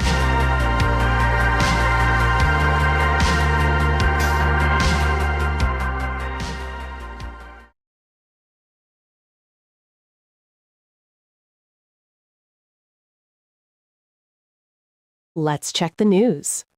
Researchers have identified 773,000-year-old hominin fossils in Casablanca, Morocco, providing insights into the shared ancestry of Homo sapiens, Neanderthals, and Denisovans. The fossils, discovered at the Thomas Quarry 1 site, Graz Hominidés, exhibit a mix of archaic and derived traits, resembling those of Homo antecessor.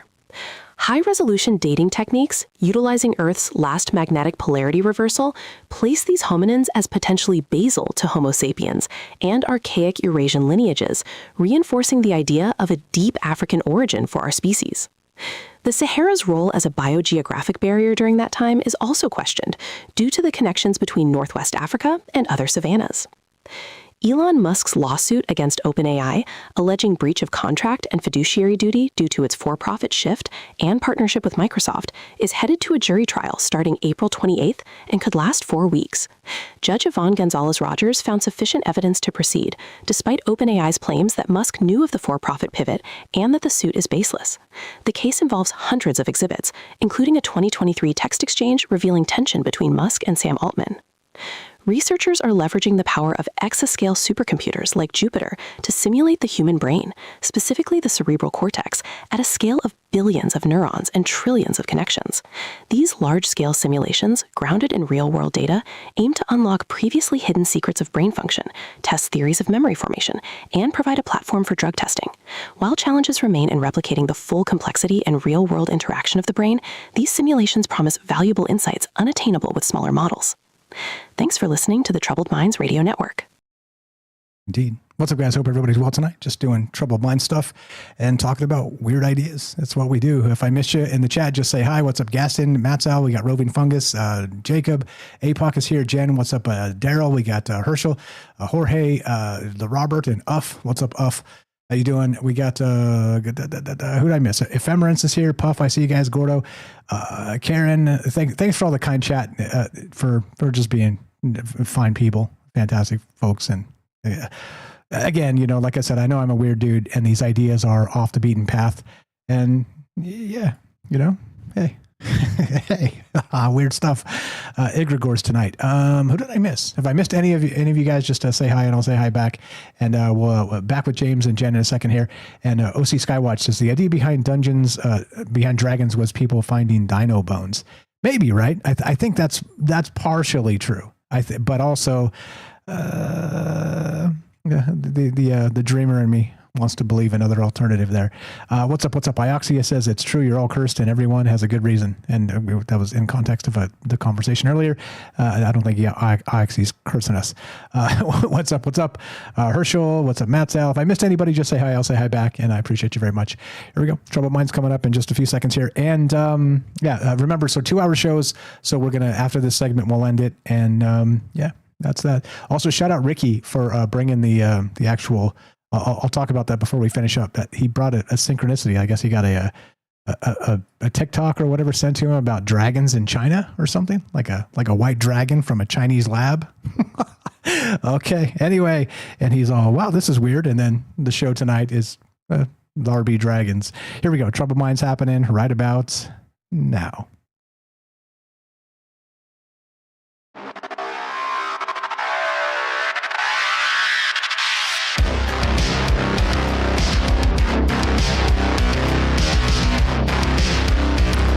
Welcome back to Troubled Minds. I'm your host, Michael Strange. All the places, all the things, troubledminds.org. Make sure to listen to the radio station. Thanks for hanging out with us and being part of this tonight. Don't forget to follow our friends, troubledminds.org/friends. There's a lot of people that have made this show go over the years. It's not just me, it's us. It is Troubled Minds. It is not a troubled mind. Tonight we're talking about, I'm calling it a party egregore, which is my fault for a terrible name, but the dragon exists because we willed it. Is your life a campaign, or are you just an NPC in someone else's story? The Adventuring Party is a blueprint for a specialized collective intelligence that can bypass the filters of our individual perceptions. Exactly like we were talking about with Derek the Night Stalker there. And the term comes into this exact space as social constructionism.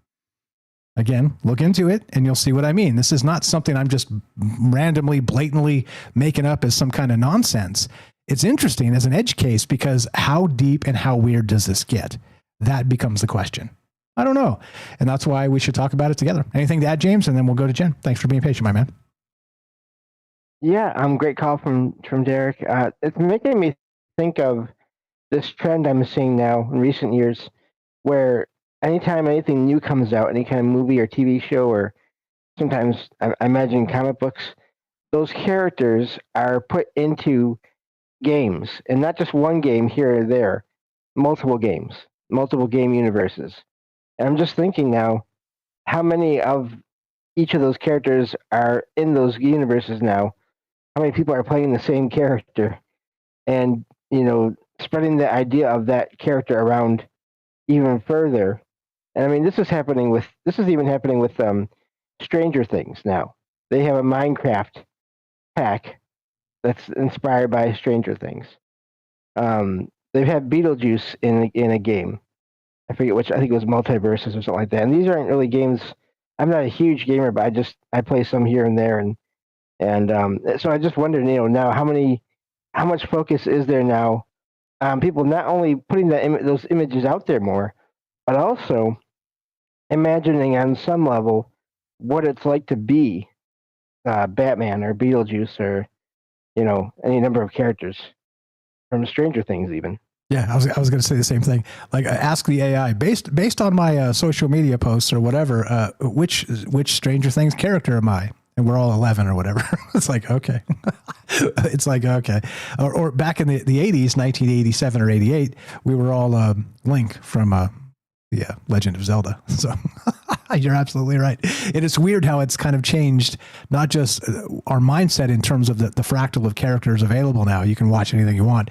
But I don't know. Great point on all of the above. And you're the best. Hang tight. We'll get back to you momentarily. That's James Salcido, of course, of Salcido Paranormal. Let's go to Jen in Missouri, the actual other host of Salcido Paranormal on the weekends. And welcome to Troubled Minds. How are you tonight? And go right ahead. What is on your mind? There's a lot here to talk about because, well, that's what we do. How you doing? And it's all yours. Doing good. Yeah, this is very interesting. I love this topic. I mean, I think attention is a ritual, whether we know it or not. You have to be careful too, I think, with people you don't know when trying to do things like, and unless the experiment is meant to see what that would bring. Like, I've been in seances and in use of Ouija. I remember a time we made a board in a house that I'd moved into with friends and family. I didn't think it would do anything, but I kind of knew that it might. And we began with 4 people, and it didn't do anything. And I said that there's nothing to this. And it had intelligent response. It said things like it was, that it was powerful, or they could do this, that, or that. And I said, well, basically, show me. And it was in moments, the light went out. The light was a lamp across the floor away from the table, and the light went out, and we all stopped, kind of startled. And then I got up and looked. We got up and we looked, and the cable was in the middle of the floor. It was unplugged, and it was flung into the middle of the floor. And we asked it a series of questions, and then eventually, went on and considered that we should even get rid of the board. It was that serious. It was that bizarre. And there was also an incident, so much so that we began to only do it outside on the porch, kind of believing that it was better than doing it in the house. And it increased even there. We photographed the table. We would see orbs of colors around the table, and even what would look like a sort of filter over the people at the table, or a few or one individual at the table, a filter almost like a superimposed sort of face, or like a sort of some kind of shape over people's faces, even around the table. And we recorded EVP that one of the EVP we went to play actually caused the computer to shut down. When we played it, it said, please don't leave me, in the EVP when we played it through the computer soundboard. And the computer shut down after a few plays. And when that actually played across, it just went out. Or like directly after it was heard on the audio, it went out. So stuff like that. And we would go to the cemetery and drink libations for the dead and things like that. And things would happen there too. But I don't know if that was connected. What was it? Was it us? Was it an entity, or a demon? I don't know. But I ended up having to move. Several attempts to clear that house in a traditional way were effective, but things in the house began to break. Like the furnace went out, the main water line under the concrete driveway broke. The ceiling in the laundry room, I've told this story before, but it fell in, and the hot water heater went out and had to move. I took a doorknob, because it was the first house I ever actually bought. It was my first home I ever owned. And I took it to a new house. And I don't know if it was because of the focus, but the same things sort of happened there too.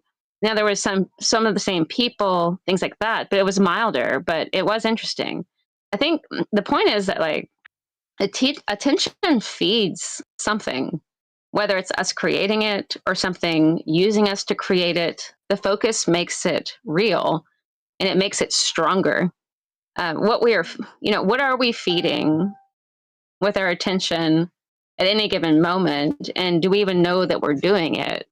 Is kind of where I'm at with it, as far as like what this could all mean. Yeah, it is a weird space to kind of be in, because the limits of this suggest that we're literally manipulating reality just by being together and thinking about ideas together. And if that can be harnessed in some, futuristic way, like actually science can kind of be like, oh, by the way, yes, this can happen, and it can scale to millions of people, then, well, what are we doing? What are we waiting for? I mean, let's go to the moon or whatever. Let's do whatever comes next. It's crazy to me that we have these fractals of ideas that seem to be stunted in some way because we can't sort of overcome something that it seems like our ancestors knew anyway. Yeah. Yeah, I mean, I think that they have used these mechanisms in the past to get a hold of information they wouldn't otherwise know.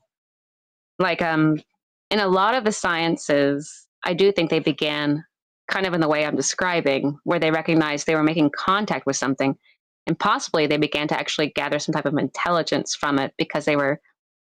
The question is, is it us though? Are we contacting something within ourselves that knows this information at some level?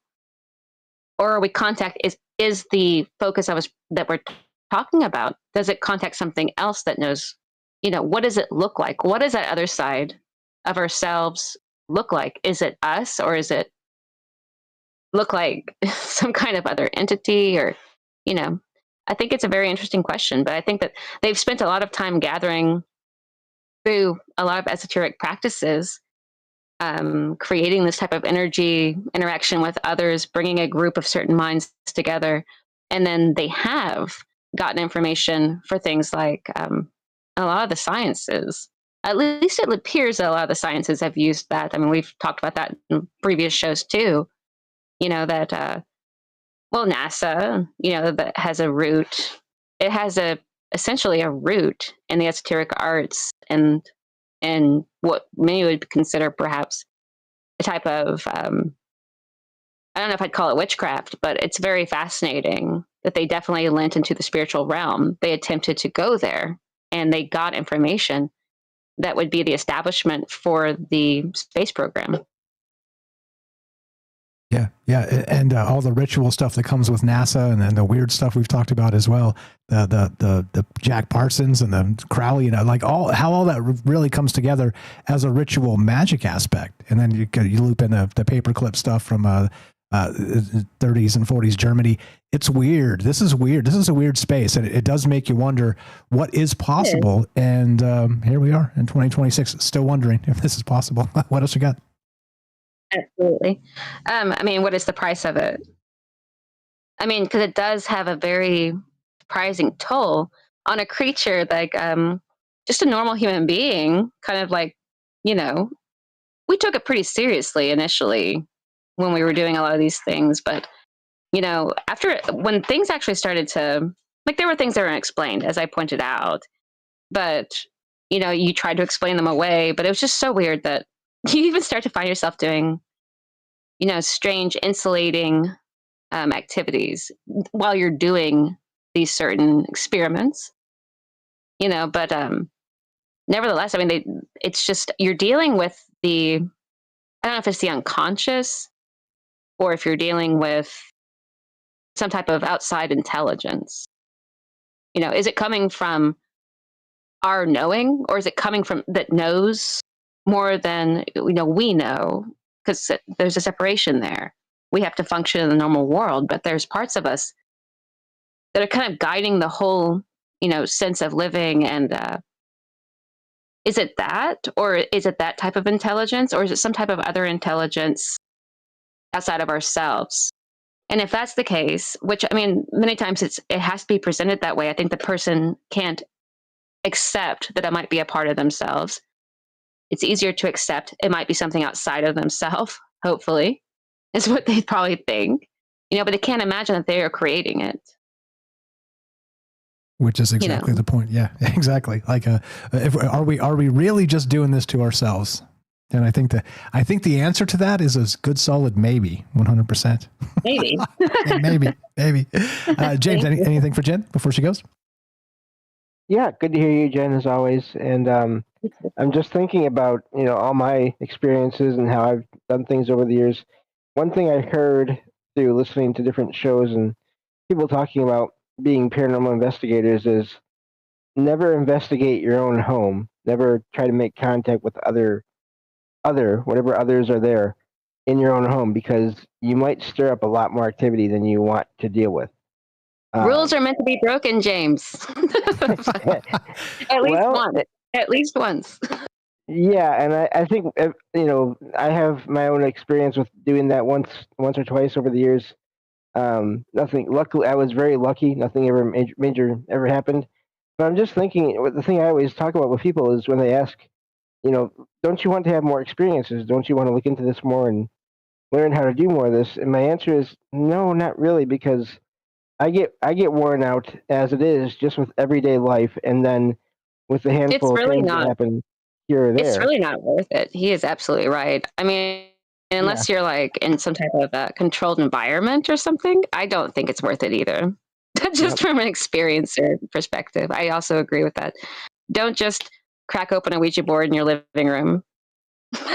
Maybe do it out somewhere, else or something. But I have to agree with James, 100% on that. I also and I have agree. a funny story.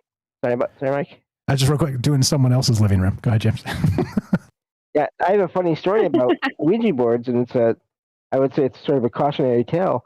I went into this one store that had like arts and crafts and hobby stuff, just all kinds of random things, board games. Walked into the shop that I knew very well years ago, and walked by this one shelf, and I got a really weird feeling, and I didn't know why. Couldn't figure out why. 'Cause I never had any weird feelings in this store before, and it was only from one spot.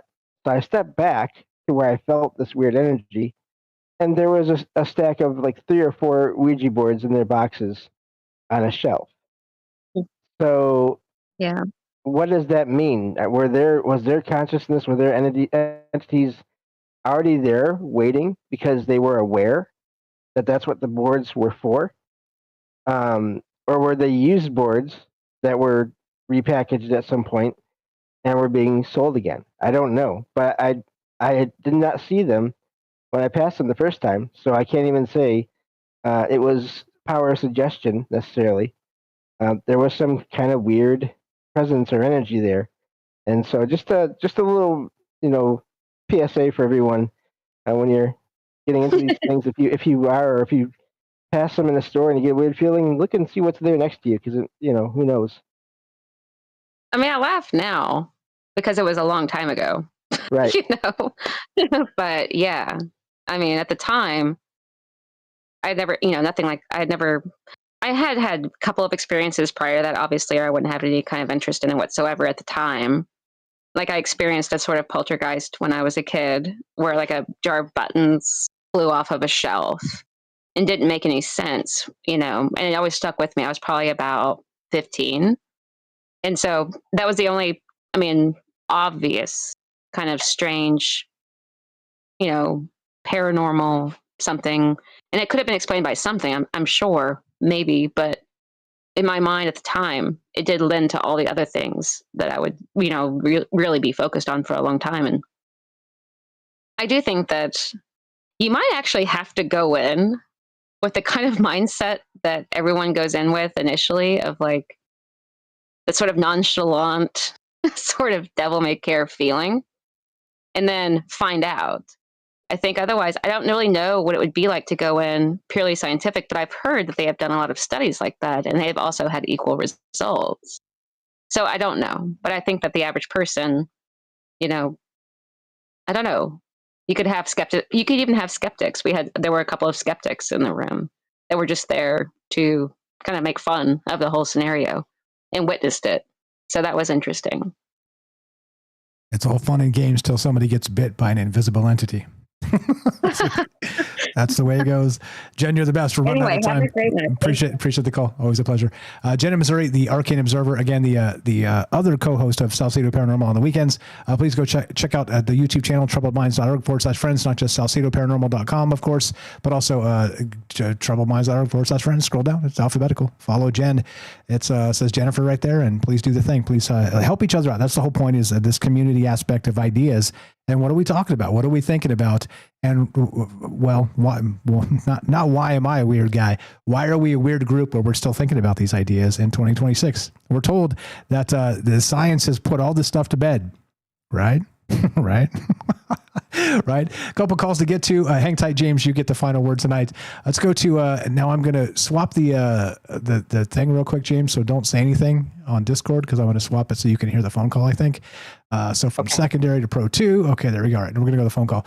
702-957-1037. Click the Discord link at troubledminds.org. Let's go to Jay in Arizona. What's up, brother? You're on Troubled Minds. How are you tonight? Make it quick if you can. Go right ahead. Welcome to the thing. Hey, how's it going? Thanks again for having me on something that I think is historic. Your show, just seeing it grow, always have a compliment. But regarding the topic, hopefully I stay on the right track. I kind of heard a little bit of previous callers, great information, great wisdom. But I guess kind of like you said, a collective mindset, right? Or I guess if I'm understanding it correct, or how we kind of all in a certain way, I guess, vibrate and connect, right? And I always think about as a simple example, like Troubled Minds, did I really find it, or was it an algorithm? Just weird concepts, and then personal experiences. This is going to get, I guess, for us, the Latins, we have a sick humor. It's called like bipolar, laugh now, cry, or smile now, cry later. And for me personally, some experiences I've had, again, it's weird. I always analyze everything, but psychology, and it all goes back to nature per se. But there was a few times back in the day, I don't go anymore. It's just gotten really dangerous in Mexico, where this was recent, probably about 2 years ago. One of my exes, she got deported, and I went to visit her for a birthday for her daughter. And her daughter's American, and they crossed the border. They wanted me to do some media work for the birthday. And what was crazy is, again, psychology, just like you said, how we all vibrate. There's different vibrations. In the Latin culture, we call it vibras, like and again, it goes back to nature. I'll kind of get into it a little bit, how it metaphorically relates in our perspective, I guess. But when I was out there, it's crazy because when she was out here in America for a while, she was a different person. And then again, when you relocate to different cities, as you talk about the vibration of the city, I believe that, just the psychology of it. And where she was at, it's hard. It's a hard life and survival, basically. And she just kind of changed. And when I was out there, it's crazy, but I almost got robbed and kidnapped out there by her, like somebody I used to care about. And I wonder if it was, at the same time, that was always her persona, or if she just kind of changed, adapting to survival, And then what gets crazier is like different parts of Mexico that I used to go to. I remember crossing back one time, and when I used to have social media, this was like 6-7 years ago. Another friend of mine out here, she was a realtor, and she was out there at the time too. And we were coming back across the border, and then you just hear ba ba ba ba ba, and all the cars on the freeway are just pulled over, and it's just a big cartel shootout. And again, back in those days, I remember seeing bodies hang from the bridges, and it's a crazy psychology, like the cities and how everything's different. And then going back to this is what gets even weirder. So I think I told you guys a while back, I don't know who's heard or who hasn't, but I'm pretty sure you remember my uncle. He was an attorney out here in Arizona, immigration, but he got kidnapped, and who knows. But long story short, I haven't been back since kind of those situations. Like a PTSD, like you always just wonder all these things, who you can trust, who you can't. And out here in Arizona, this happened last year. So when I used to go out there a lot, met a lot of interesting people, just different walks of life. People in the discotecas, which is like the clubs, they call them, but met all kinds of people. And there was one gentleman I met out there, really cool guy. He pretty much, he ended up getting into the government in Mexico, in Sonora. And I met him back in the day, though. He was in management at one of the clubs out there, and we had a good time, all that other stuff. And long story short, out here in Arizona, I went to, I'm into nature, and I went to this reptile show. And it was weird because, again, like you guys talk about, I believe it's the sixth sense. And I was at this show, and I was with another friend of mine, me and her, and then I had this weird vibe, but it was here in the States. Like, it wasn't a bad vibe, but it just felt like I knew this energy, and I turned around, and it was him from Mexico. And next thing you know, we start talking, and I haven't talked to this guy like in 2 or 3 years just because of all the violence out there. And I'm like, what are you doing here in Arizona? Blah, blah, blah. And he's like, I just moved out here 6 months ago. And he got deep too. And he said that 3 of his friends in the government just disappeared. They never found them. And they were, they went to college together and everything. And then, that's just how it is out there. Sometimes people just disappear and they're never found again. And kind of shook him up, and, sense of urgency, he relocated out here where it's safer. But it's weird how, again, me and him found each other on this side of the border just randomly. We hadn't talked in like 2 or 3 years, And then now going back to, like, I per se, nature, I have a lot of books on, aerial per se, like birds, stuff like that. And then also, bees or whatever, the psychology of bees. And it's interesting because, a lot of these books that you read from anthropology and all this stuff, we can observe it, but we don't understand the behavior and why they do the things they do, just like us. And everybody has their own perspective. But one of these books I have, it was very interesting. They show different times of the day, different orientations, different, I guess they call them waggle dances or whatever, the scientists. And they had all these graphs and stuff. And again, like how you and your perspective is different. And I think that's why we all connect with you versus like the typical interpretation of something that everybody conforms to. When I saw this stuff, it was weird. I didn't really connect with what I was seeing with what the literature was saying. And when I saw, I'm not saying I'm right, but I just saw a series of vibrations. It was music. It was melody. They were performing a musical, it was just interesting, but that was my interpretation of it. And again, I just think vibrations, just like certain species, we, some of us connect to something more dangerous. Some of us connect to more artistic vibrations. Some of us connect to whatever it is you're into. And again, it's just weird. Like you said, it's something we can't really comprehend in our psychology, but it works, whether you call it spiritual or whatever. But again, it's just, I don't know. It's like a phenomena I think none of us can explain, and why those things happen, synchronicity, whether it's that person from Mexico, you guys, or who knows. But it's just a phenomena that, I don't know, it always stimulates my mind, and every time you have a topic, it just kind of, it's something I can relate to. I'm like, I've always questioned those things, why this, why that, but there's not really a specific answer that I have come up with, or, I've heard from other people. I mean, I like all input, but at the end of the day, I think it's just something beyond our comprehension. Amen. Amen, brother. Appreciate the call. As you know, we're out of time. Thank you for listening. Thanks for calling. Be safe out there, please. We'll talk to you soon. Have a great night. Bye. Thank you. Jay in Arizona, the official skydiver of Troubled Minds. We're done. I'm going to let the radio play and do the things, but 2-hour shows now. Like I said, we'll just keep it tighter. I think it's probably going to make for better shows. You don't hear me rambling on so much. We get to talk to each other a little bit more. And yeah, amazing stuff. James, anything to add? I gave you the final word. I promised it. And this music will play for and I'll turn it down. It'll play for 2.5 more minutes if you got anything to add. Just great calls from everyone. I hear the echo, but that's okay. Oh, I'll fix that. Sorry about that. No problem. Hold on. One moment, please. Yeah, see? Live routing audio is not good. Go ahead, sir. Okay, yeah. Thanks for having me on, as always. And it was great to talk with everyone and Jen. And yeah, please follow Jen's channel as well. And she's a great host on my show. So thank you, Mike, and thank you, everyone. Great night. You were the best. The glue of the show, James Salcido Paranormal. Go give him a follow in all the places. SalcidoParanormal.com. That's SALSIDO Paranormal.com or troubledminds.org/friends. Scroll down and just go follow James.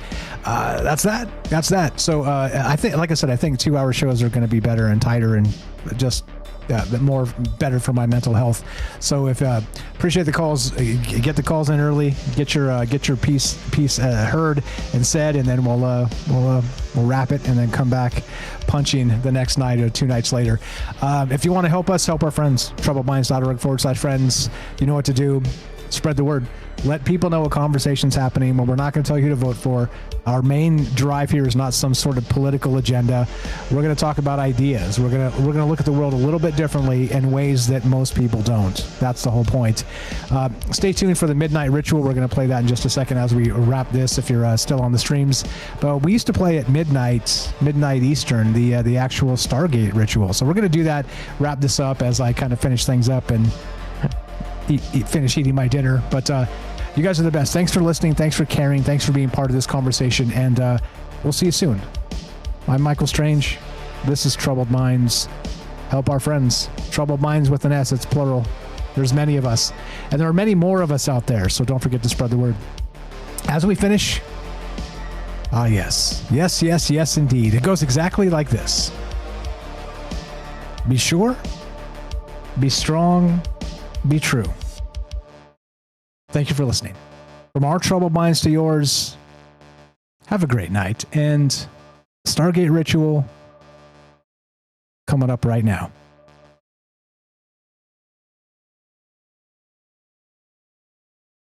It's not a psyop from Tartaria. and I'm not a Fed.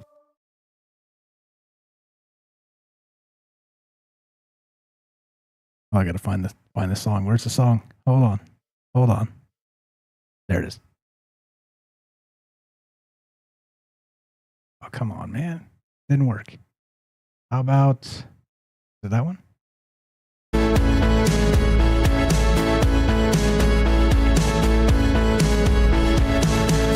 In the heart of the steel jungle, machines hum a digital rumble. Gates of cyber open wide, plug us into cosmic tide. Feeling sparks across the sky. As knowledge flies, we're amplified. Stargate, Stargate, Stargate. Open to the arcane fate. In this massive data center dome, eternal truth stop to roam. Circuits flicker with endless fire. Data streams that never tire. Unified by electric dreams. Unlock the truth in silver beams. Stargate, Stargate, Stargate. Open to the arcane fate.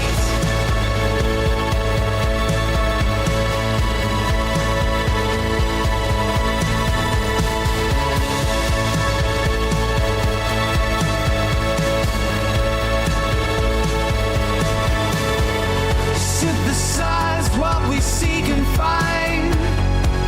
Infinite paths in the network mind. Answers buzz from star to core. Knowledge whispers evermore.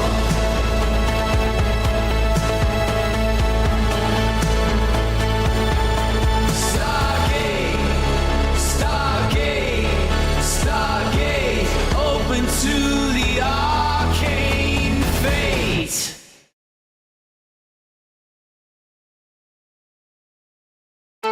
In realms where the data streams collide, imagination and logic side by side. In a labyrinth of digital names, we transcend our earthly ways. Tapping keys like cosmic tones, spikes become our whispered homes. Stargate, Stargate, Stargate. Open to the arcane fate. Indeed. Have a great one. We'll see you guys on Thursday.